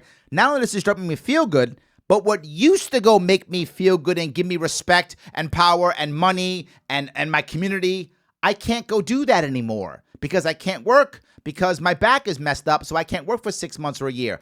I miss my community. I miss my respect. Well, the drug loves me and respects me, and I feel good there. I jump on the drug even more. If I can get back to work, the odds are I'd push the drug away because I'd get what I want out of some other issue. Someone else will make me high, right? Right. But instead, I don't have that anymore. So now my high is my drug, which is why, to be forward with you, Tim, I would love, in theory, to just legalize all drugs. The reality of it is, or decriminalize them. The country's not ready for it at all because the fear of PCP, the fear of is still there. Clearly, we've discussed it is irrational, but fears don't have to be rational, right? They're often irrational and doesn't matter, still there. My point is, if we just first decriminalize cannabis, you will watch the other drugs begin to go away, and it will change the landscape of drug use in the country. Once we change that landscape, then people go, oh, the world didn't end. In fact, some of the harsher drugs have gone away. Why don't we try the next step? Right. And I think over time in a phased process, you could eventually decriminalize and or legalize all drugs. You could do it. It could happen. It would take some time, and you'd break through the fear. I think it's that old school mentality. Because I'll give you an example. There's somebody I know who their father, he was a cop for like 30 years, and he's retired now, obviously, but he has like this old school mindset of like, weed's the worst drug in the world. But he's like 80 pounds overweight. He's lazy, and as he's telling me this, he's like chugging scotch, and I'm like, do you not? You just don't get it. Like, if I was to be like, hey, do you realize I am 1,000 times healthier than you?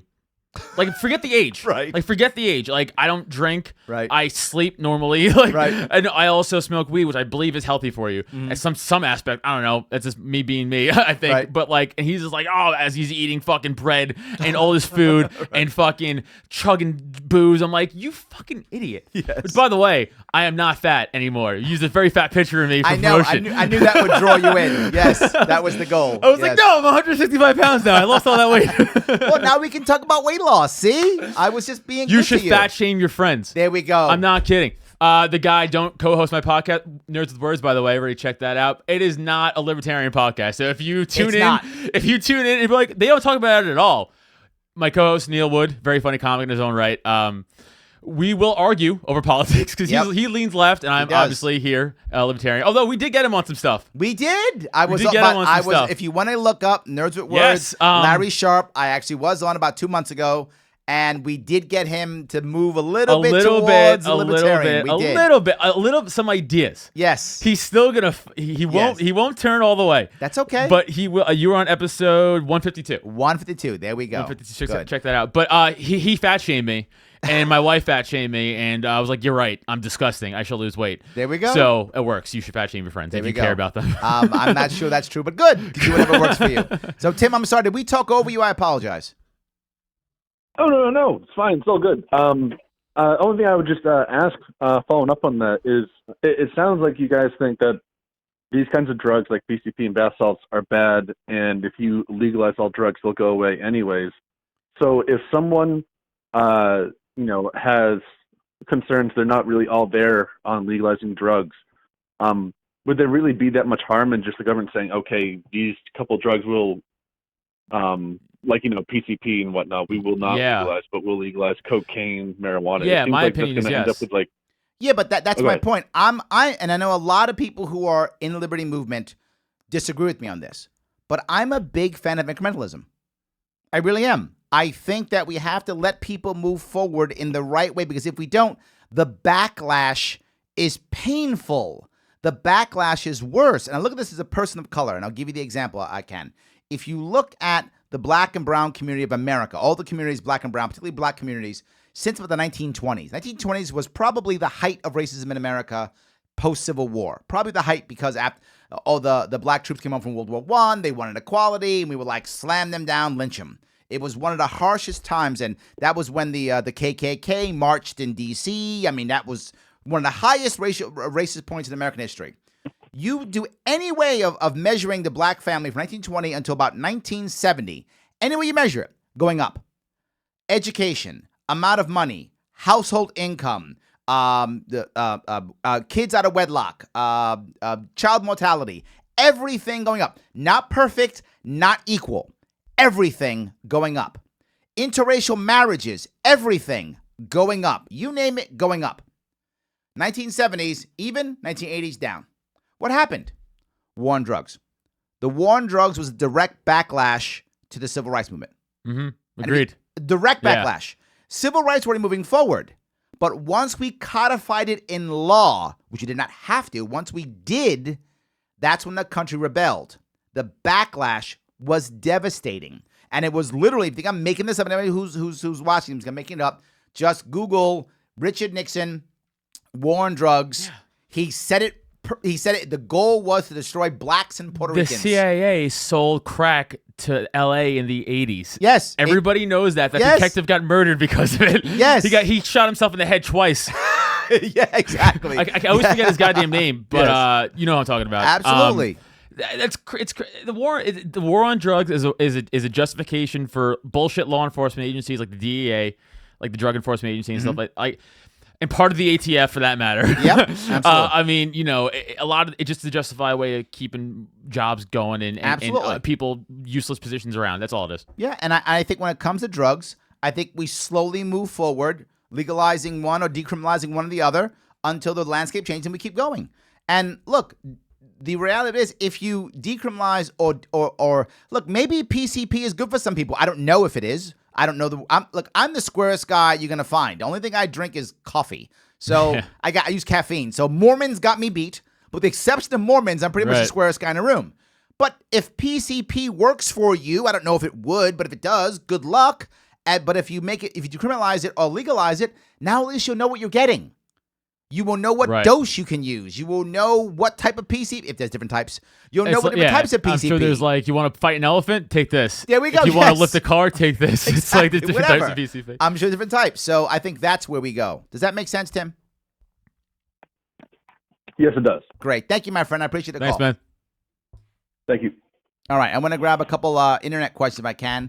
Let's see. What is Adam's opinion on why the good cops rarely narc on the bad cops? Oh. Why wouldn't more of them do it to improve law enforcement? They do, and then know what happens? No, tell me. No one says anything. They someone will be like, "Hey, so this is happening." They go, "Cool, you're transferred. See you later." Okay, there we go. It comes down to, again, complacency. They know. Okay, so I lived and worked on Staten Island. Now, for people who don't live in New York City, they don't understand. If I was to live in Staten Island and they transfer me to the Bronx for day tours, the drive from Staten Island every morning to the Bronx, easy. Hour and a half. If there's no traffic. Yes. You'd kill yourself. You'd kill yourself. Because they ruin your livelihood. Because they have no regard for your family or anything. So they go, oh, you have kids? We'll switch your tour around. We'll ruin your life if you want to go against the system. Yep. It's that simple. So people are like, well, fuck that. Let them get, so it's a lot well, I'm not going to do it, but good luck not getting caught, I guess. I mean, you're going to get caught.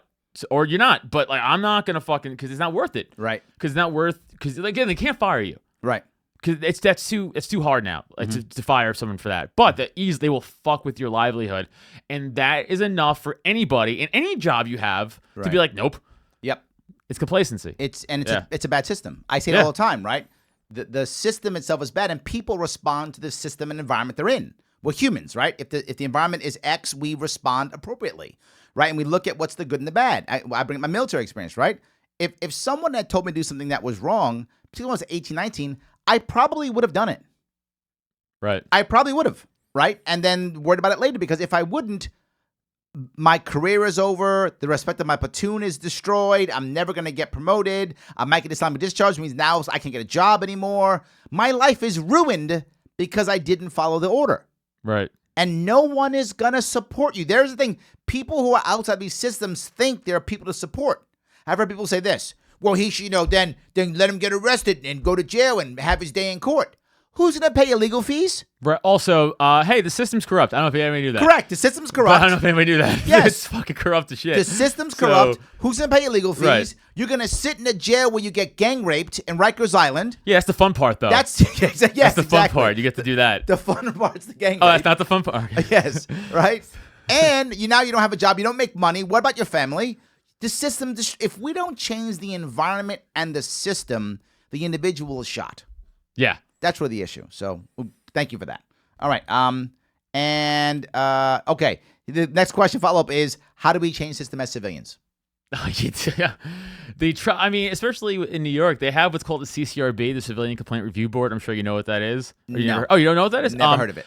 It's this, it's this bullshit, super left-leaning idea that came about. I don't know when. I guess probably in 2000 sometime. Okay.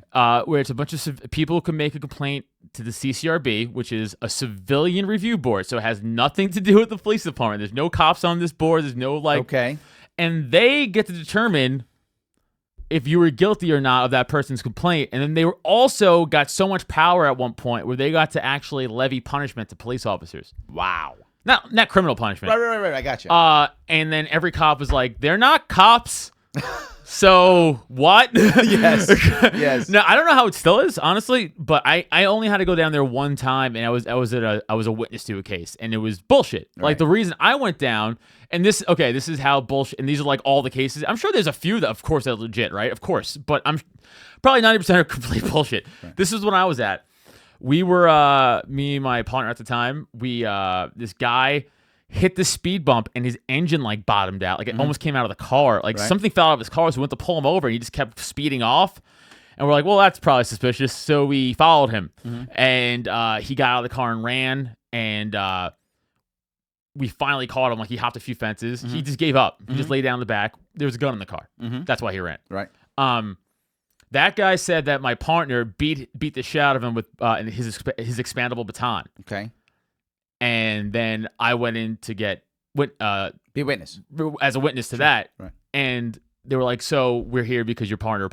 No, they didn't say your partner allegedly. Like, we're here because your partner, of course, beat this guy. Of course he did. And I was like, "Excuse me." First of all, Right. I'm like, first of all, do you have any?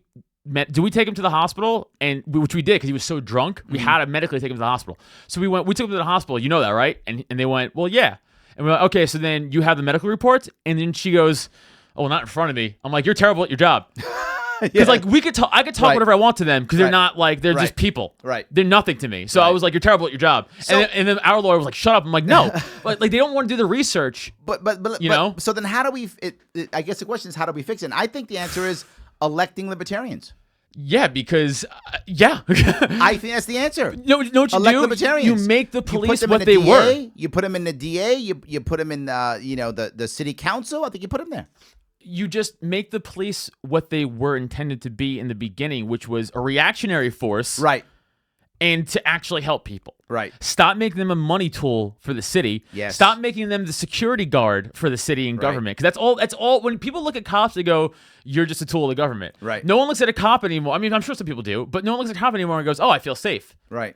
It's like I feel very indifferent, by the way. I really don't have a feeling because Right. I know what it's like from both sides of the aisle. Right. From the Sure. from in the suit and out of the suit. Absolutely. You know, so it's like it's weird. Okay. It's just I don't know. I don't. That's the way to do it. I think you have to make cops what they were intended for again, which is just A reactionary force. helping people actually solve crimes and stop hammering out your own communities and with summonses and stuff like that. It doesn't help. Got it. It just doesn't help because Got you're not supposed to hammer out your own community. Right. You're supposed to protect your community. Right. You're not supposed to Absolutely. write summonses to it because they'd be like, "Fuck you! What the At- fuck? Go to work." As you add government, you always remove community. Right. It's how it works, guaranteed. All right, let me give him the call if I can. We're gonna have it to Chi-Town. We're gonna have it to Chicago. Oh no, did he drop? He dropped. Okay. Please call back, Mr. Chicago. Sorry it took so long talking. We're having some interesting stuff. But he wanted to talk about debates, and it's a part of debates that kind of come close to what he talked about. I want to bring up. There was a time during the debate last night where Elizabeth Warren and everyone else began to attack Bloomberg. Yeah. They attack him regarding his non-disclosure agreements with some supposed, I don't know the details, but what they said, sexual harassment or sexual complaints, right? And what Bloomberg did was, this goes to the PC issue, right? It's got to be perfect, zero tolerance. Someone complained against Bloomberg, now he's evil, right? It's how it works. So they began to attack him on this. And I thought to myself, they don't get it. Because they then said, why don't you let them all talk, release them and let them all speak and say what happened to them and their side of the story.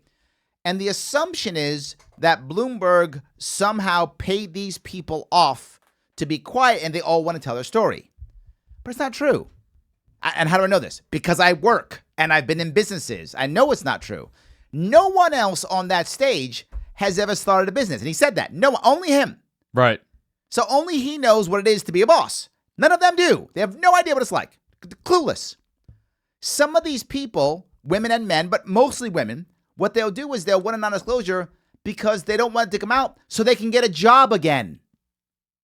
Right. Because once you have a complaint against somebody and then everyone knows what happened, no one will hire you again. Right. And people say, well, it's against the law. I know it's against the law, and no one cares because they don't want to be sued and lose their entire business. Because if you're a small business and you're sued, you're finished. I heard something about CEOs taking on less female apprenticeship. Already happening. Right? That's true, right? Because they're afraid it's like fucking not worth it. Absolutely. Yeah, man, what's happening is because the people making laws don't understand how the world works, they have no idea, they have no business experience whatsoever, they do two things that are bad. Number one, they say, let's pass laws forcing people to be equal. Forcing people to be equal. Not, and it's clear there's a difference. Instead of not saying, if someone is harmed, get back the harm that's done. No, forcing equality, which means if everything isn't equal, it's bad. Right. The assumption in business law, maybe people know this is, it's assumed there's no innocent until proven guilty. It's assumed the business did it wrong, and the business has to prove it didn't.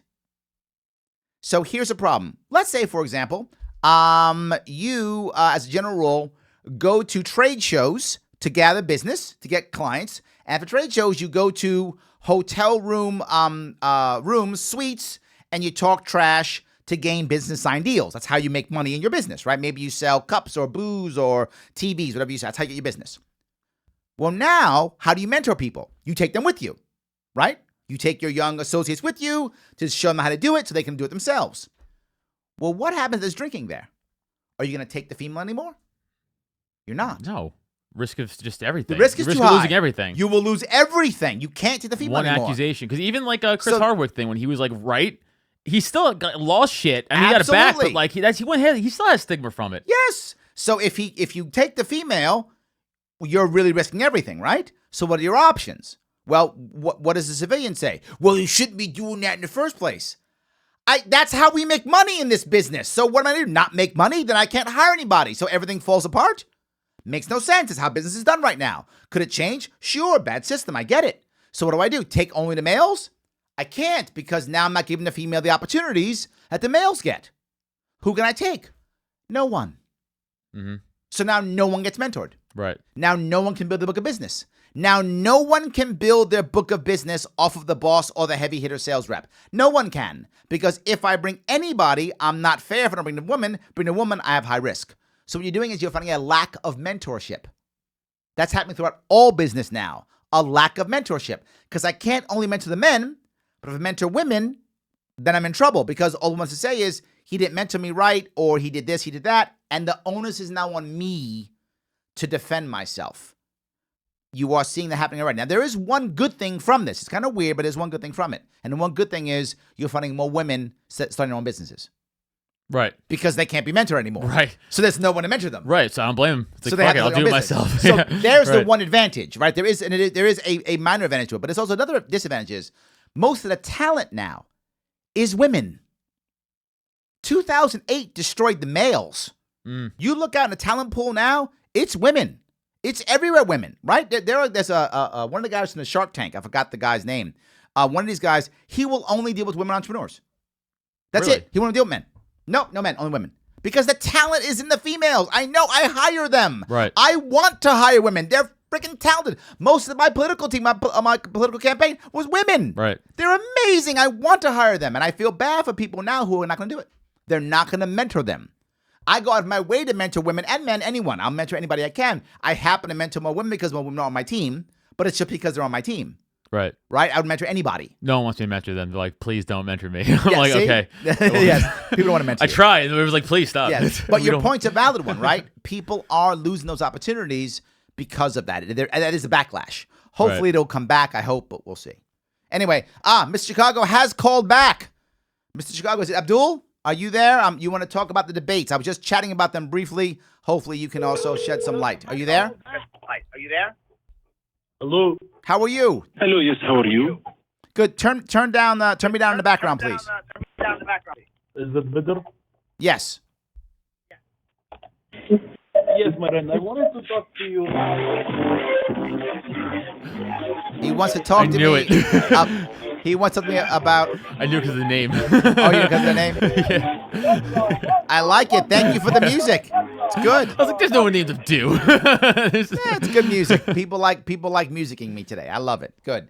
Are these your friends? No. Oh, okay. I don't think so. Maybe it's the time of day. Oh, good. So thank you for the music. So, but this is an issue that I think we're having is, you don't want a businessman necessarily as a leader necessarily, but I think you want to have someone who has business experience. I think there is value in someone who knows how to deal with day-to-day life, right? Who's gone through some stuff, which is why what they always do is they always try to outpour each other, right? I was poor, my dad was a teacher, my mom never had any money or whatever. They always try to outpour each other. Right. But I don't think it's the idea of being poor, which is not a bad thing, but there is an idea of understanding reality, right? In New York State, I know you've left us, but in New York State, we have Governor Cuomo, who's never known anything except government work his entire life. Right, he sucks. Right? Yeah. He's terrible. He's the worst. He wants to destroy the gig economy, right? His goal is to destroy the gig economy. He says it. I'm going to get rid of it. California's already doing it where everyone is assumed to be a W-2 employee no matter what. Right, I saw that, and I saw a lot of people were very upset about it. Rightfully so. It's the end. Again, how in the world are people going to learn? If you need to retrain yourself, and many people do, they have to reinvent themselves many times in their life. How do you do that? Gig economy. That's how you do it. You try something new or different as a gig economy to learn it as a gig job. I'll do 3 years here, 2 months here, a week here, a couple days here. I'll do Fiverr. I'll do this. I'll do whatever's required so I can learn the skills for a cheap price. That's common. Not just that, when you start a small business. If I start a small business, I can't afford amazing talent. I can't hire amazing talent. You know what's going to cost me as a small business owner? They're going to get paid 4 times what I'm getting paid as a small business owner to have great talent. And what if they're bad and I've just lost all that money? I'm out of business. Right. The only way I survive is through getting a contractor, getting them part-time, getting them sometimes so I can survive and grow. It is the only way. It's another way for the government just to be like, more money, please. It's like, fuck you, man. You just want, no one could have a living. It's like no one could just figure it out on their own. Yes. They just always want credit for nothing. It's so annoying. Yes. It's so fucking annoying. Yes. And all it is so they can get more payroll tax. Yeah. That's the reason. But it's instead of trying to help people, hey, let's help you maybe try to find your creative path or it's like, no, hey, I know you have none of that figured out and you're struggling right now, but hey, give us some more money though, okay? Exactly. So, you can't figure it out? Still give us money though. Yeah, okay. Money. Still give us a little more money. It's like, fuck you, man. Yes. It's just like, when is it enough? It's just never enough. It never is, right? And this is the issue I bring up all the time. I'm going back to the same business thing I keep talking about, right? If you're a government person your entire life, how do you solve every problem? Program. What do you do? Fund it. Every answer to every problem is some type of funding model. There's no outside the box thinking. None. It is some way of funding. It's so robotically, just like they're like the Borg. They're like fucking like, oh, just do the same shit and fail and lose money. It's like, okay, cool. Or try anything different. They're like, nah, no. Okay, try. Like, no, still not gonna try. No, keep throwing millions down the fucking toilet. It's like, all right, man. Well, if we just throw $2 million down, stop making me pay. That'll work. Oh, something I did want to bring up to you Go because ahead. I always forget the answer. And you wanted to bring this. up euthanasia also. Oh yeah, that too. Well, this is more of a question. Again, my brain trauma. I forget stuff. So like, I was having the argument on Nerds, my podcast last week. Neil was out, so I just had on me and my buddy Jeff, and our producer Evan was there. And Evan, he leans left. Jeff, he doesn't really know what's going on. So we just kind of talked about libertarianism a little bit. And I was talking about how everything should be privatized. Like all business should be privatized. And then Jeff was like, well, how about regulation? I was like, well, we have private regulation now, right? What is like the trick where if people who always ask that, they're like, well, how do you account for regulation? How do you count? What did you tell me? Because I can't remember what you told me. I was like, oh, that's the answer. And I couldn't remember. So I told him I'll ask you today. There's several ways you can handle this, right? Regulation is supposed to be to make regular. That's why it's called regulation. What it's supposed to be, and what I'm not against, is things like saying, okay, this is what a pound is. This is how much $1 is worth. So that now when we have our individual contracts, we have a common language, right? We understand what a day is. Right. Right? What does that stuff mean? To make regular, right? We know we're going to be using pounds and ounces or feet and inches or insert thing here. No problem with that, right? Normal terms are 30 days or 90 days. Totally fine. No worries with that kind of thing. But once you start saying you may not do this, you can't do that, that's wrong, pay for that, that's not regulation anymore. That's changed. Right. But okay, how to make things safe? No worries. That was the question. Yep. It was That's like, why you I'm know, doing two separate right, parts. right. It was, like food issues and stuff Correct. like that. I'm like, I have an answer, but I Yes. don't remember it. I'm sorry. So I'm not yeah. against. There's a difference between regulations and standards. Privatize creates standards, not regulations. Regulations means punishment if you don't do. Okay. Standard says, here's what we expect. If you want to get our star or our mark or our check mark, follow these standards. There are examples of this. If you ever bought a radio in the 80s or 90s or a boombox in the 70s and 80s, in the back there was a little UL. Some of you may remember that. It's Underwriters Laboratory. Okay. That is a private company that would check all things. And in the back of all of them, it would be that. Okay. The UL on it, right? And people who bought equipment and cared about it would buy UL approved. If you didn't want UL, you didn't pay for it, you didn't get a UL on it. Anyone who's professional wouldn't buy it. They look. I remember my father was a DJ back in the 70s during disco days, and everything he'd buy, he'd look for the UL mark. Right. If he found it, he'd buy it. If he didn't find it, he would not buy it. That means the market almost kind of regulates itself. It's a standard. Right. So you, as a consumer, would be like, well, that burger chain doesn't have the UL, let's just say, but this one does, so I'm going to go to that. So even though they may not hold up to the standards of, but then my question is, who creates the standards? Yes, whoever's in the industry does so. And again, Okay. examples of this too. I'll give another example. If you happen to know have any Jewish friends, Yeah, for sure. there we go. Yes, I have some. If you have any that keep kosher, they probably look. If you have any yeah. who do, they'll look for a little U. Oh, right. Yes. Okay. There's a U, another one's a circle K, a circle Right, U. right. Right? I forgot what you use. Is the Orthodox Union, if I'm not mistaken. They decide if things are kosher or not. So you have you look for the U. They're all over the place. Water bottles have it. Right, Coke right. has it. Meat has it. Whatever. So it's just as simple as that then. Just like, if you care, now if you don't keep kosher, you don't even notice. right. If you care, you check. The U. But I'll go one step further. I'm looking at that. Health food stores. Look at health food stores. Look at natural food stores. Oh, you can make anything you want though, like vitamin wise. You can. Yeah, I saw that documentary. So I know, Yeah. yes, you can. Let me Yeah. ask you. Those are all self-regulated, not regulated, self-standardized, right? The stores have standards, the companies have standards, the industries have standards, and the bottle will have a circle or a check or whatever from what they're approved of. This, that, this. But none of them are government approved. That's true. Right. They all say like either FDA testing or like whatever. But like, none are government like approved. Right. Let me ask you, where are all the deaths from health food stores? The unregulated ones. None. Where? Tell me one. No, like the people who just take off market shit are the ones who die, right? Who? Oh no, it was only the hydroxycut people. Yes! Holy shit, that's right. That's right.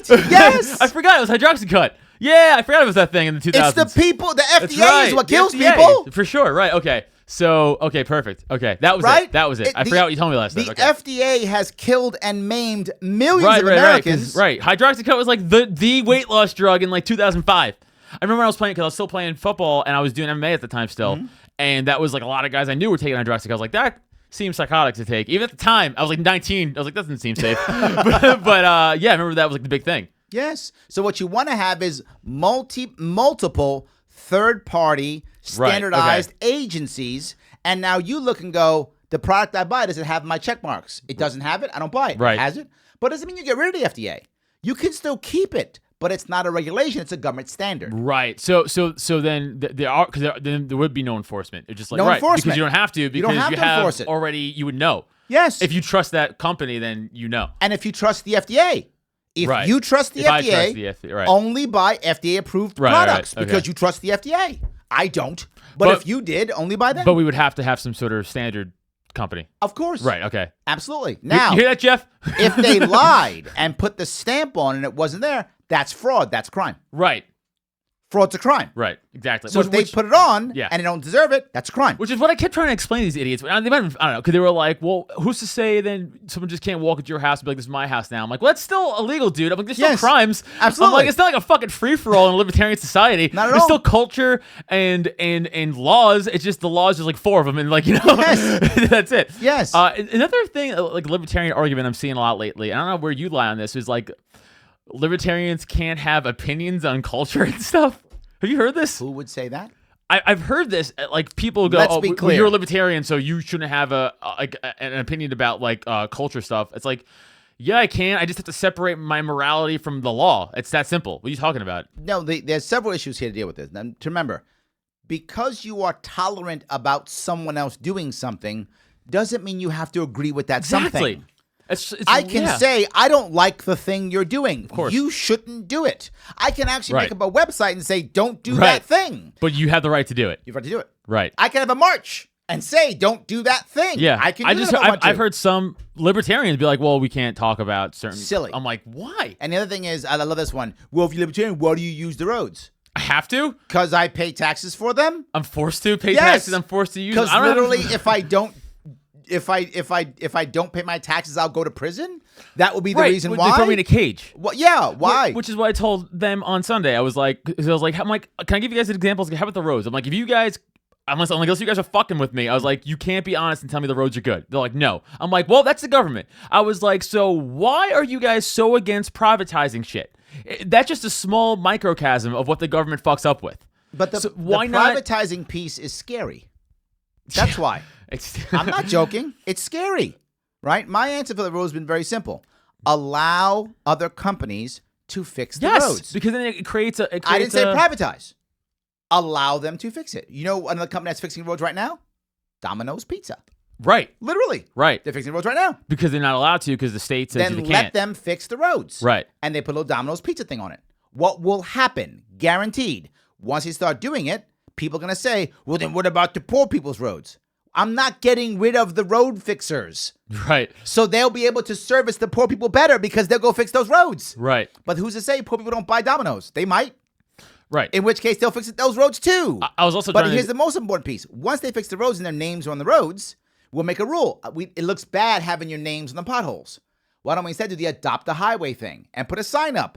This road repaired by Domino's Pizza. Right. It's basically a free, they're paying for it, but it's basically a free billboard. Right. Who will want all of us to do that? McDonald's and Pizza Hut It would and cost them Burger nothing. King. And before you know it, they're all fixing our roads. It would cost them nothing. But wait a minute, Larry. Here's the next argument. But wait a minute, Larry. Then we'll lose those jobs.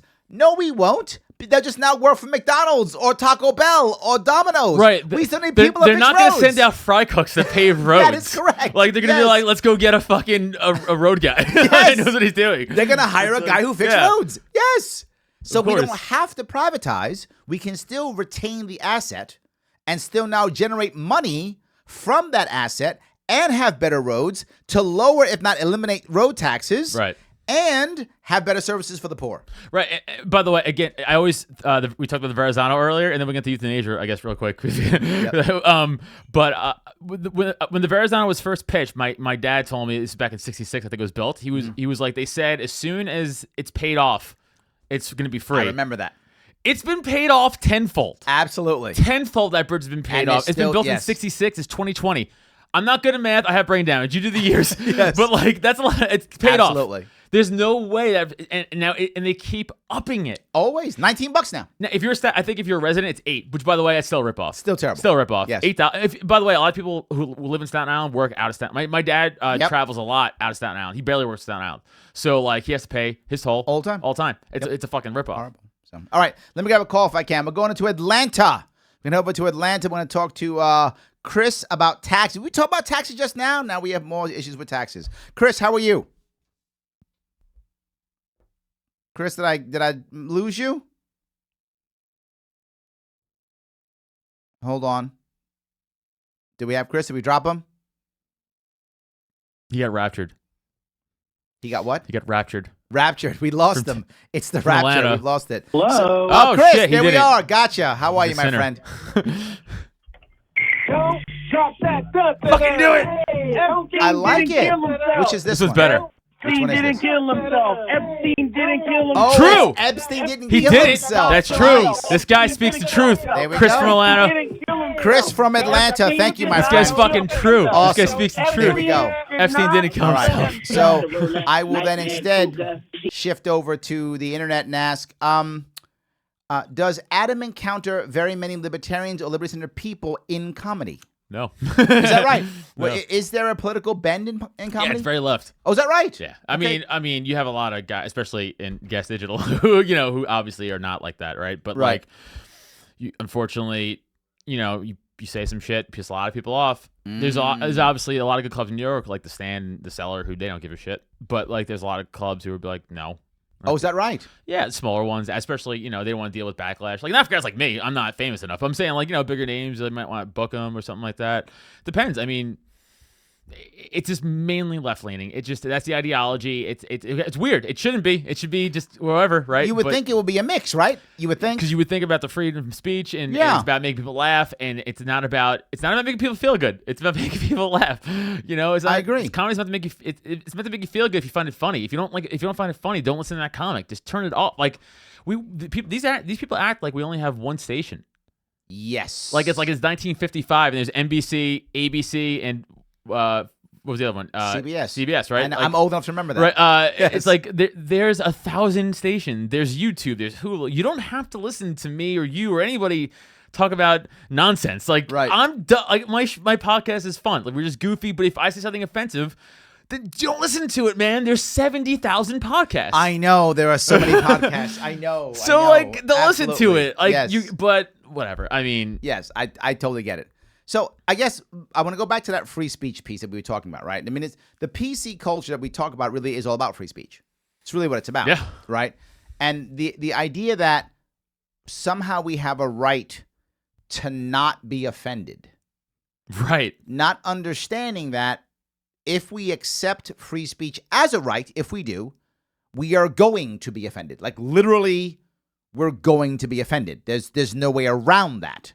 And we have to somehow accept that we're going to be offended. But we can accept something else. There's a part of cancel culture that I actually accept, and that is I get that there might want to be social consequences for your words. I get that. But the idea that because someone says something that bothers you, that you are the righteous one, Right. right? Versus you are just another guy who's mad. Right. It's the righteousness that gets me, right? And that we get behind someone because they're offended and now they're a victim. I remember, again, during that same debate we talked about, that same town hall, when the black trans woman got up and got upset and was talking about that and trying to stop everybody. So another black trans woman who got to ask a question. And she had an uncommon name, I forgot, and it was spelled a certain way. I don't remember her name. It was uncommon name was spelled. It was spelled in a special way. And I think it was Anderson Cooper who pronounced it wrong, or someone pronounced it incorrectly, trying to pronounce the name, reading it and going, is it so-and-so? And the trans woman, she said, oh, mispronouncing the trans woman's name is violence. Yeah. Hey, shut up. Yes. It's not. I'm so sick of It's not violence. I'm so sick of being like, oh, I'm sorry. Hey, no, it's not. No. Shut up. Yes. And the worst part is, why did the room see her as righteous? The room should have seen her as, wow, what an asshole. Because remember what you said That's before? they should have seen her as that. Remember you said when you put a group of people together, they become dumb? Because that, especially the left, for whatever reason nowadays, is... I know, the right gets pretty bad too, though. Come on. No, they do, but it's different. It's just a different thing. Like, in other words, like, the right isn't like trying to stop your speech. No, but they Sig Heil everything. Oh, well, that far right. Yeah, sure.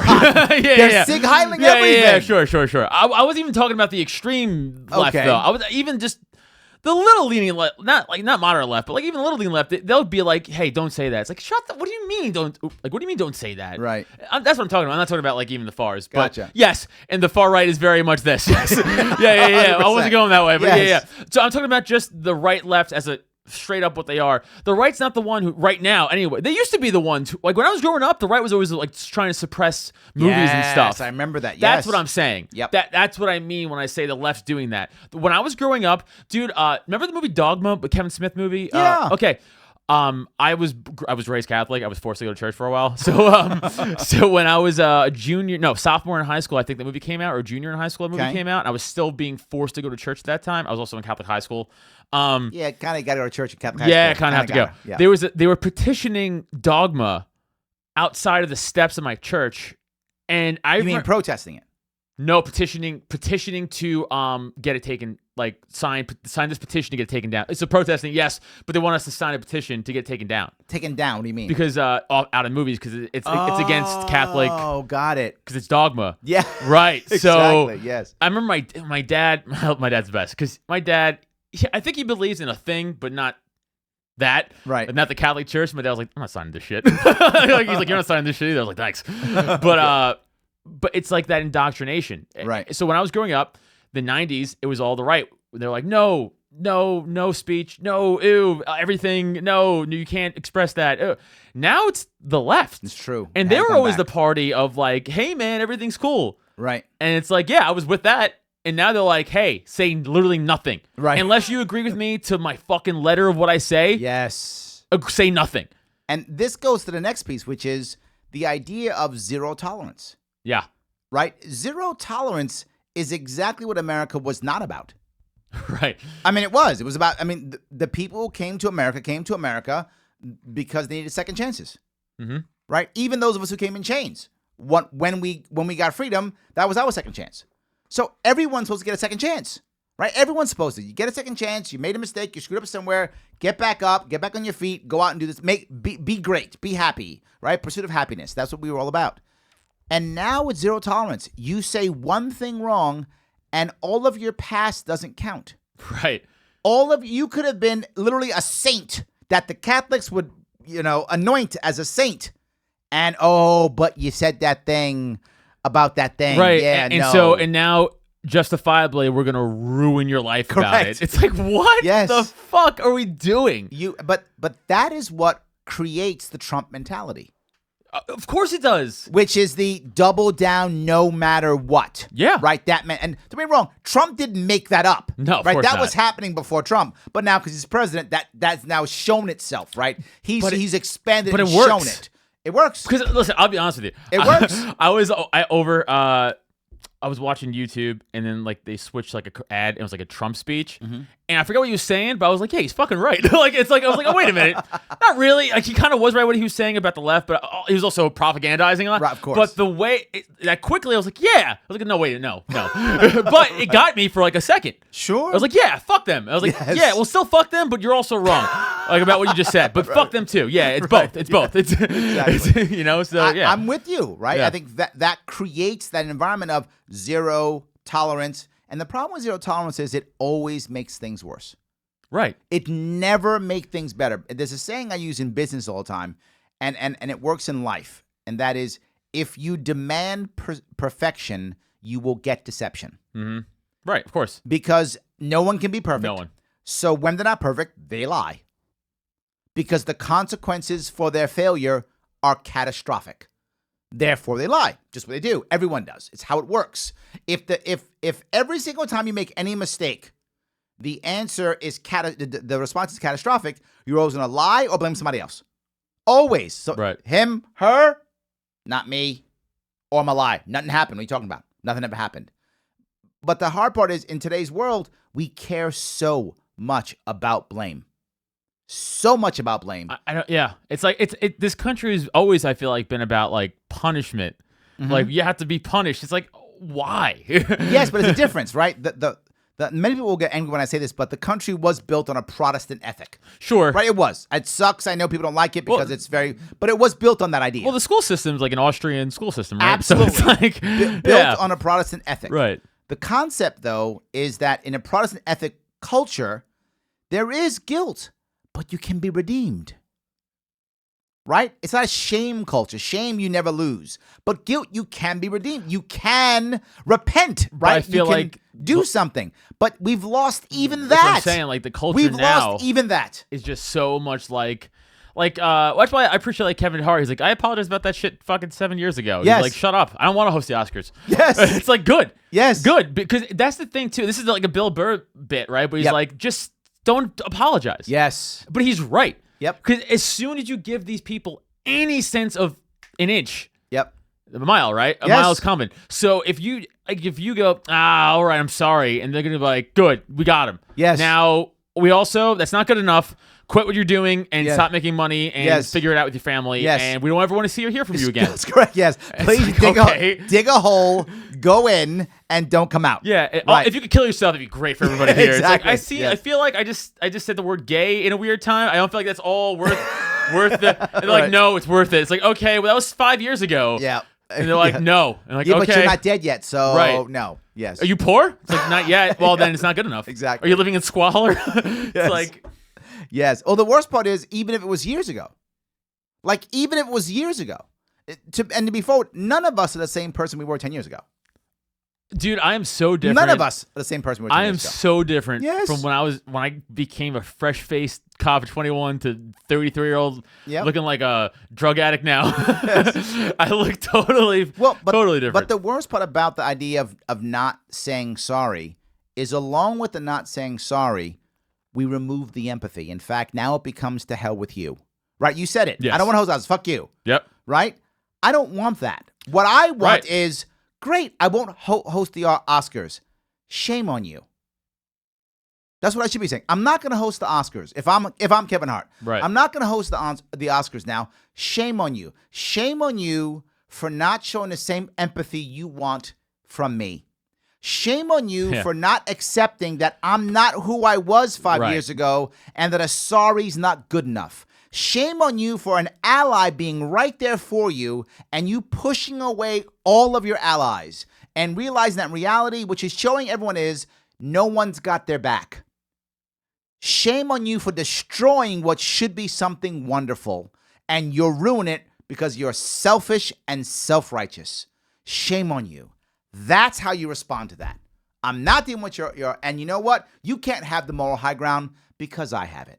That's the hypocrisy of the left, though, right? That's it right there. Yes. It's rules for thee, but not for me. And honestly, that's one of my I have two biggest pet peeves is that and not holding yourself personally accountable. 100%. Which is the other thing in this country we lost is personal accountability. Yep. It's everybody else's fault. Always it's someone's never fault. your own fault. Yep. Dude, I tell my wife that. I tell everybody that. I'm like, hey, listen, you fucked up. Yep. You fucked up. You got to fix it, or you got to at least admit I tell it. You know? my daughters always the same thing. When something goes wrong, the first place you look is in the mirror. Yep. I tell my son that too. It's not always Yeah. your fault, but that's the first place Right. you look. Is it your fault? First place, look in the mirror. Yeah. And if it's not in the mirror, then blame somebody else. Maybe it is. Especially in the case of me and my wife, I'm usually wrong. There we go. I'm usually wrong, but sometimes she is wrong. And she doesn't still check herself and drives me nuts. Yes, look in the mirror. I completely agree. And it's an issue. But my point being is I still want the empathy, right? Yeah. The idea of fighting the right or fighting the left or fighting the center or fighting anybody or fighting this, we're all fighting each other. We're the allies, right? The zero tolerance means there's no room for allies, right? And I want to be an ally. I want to be an ally to my trans brothers and sisters.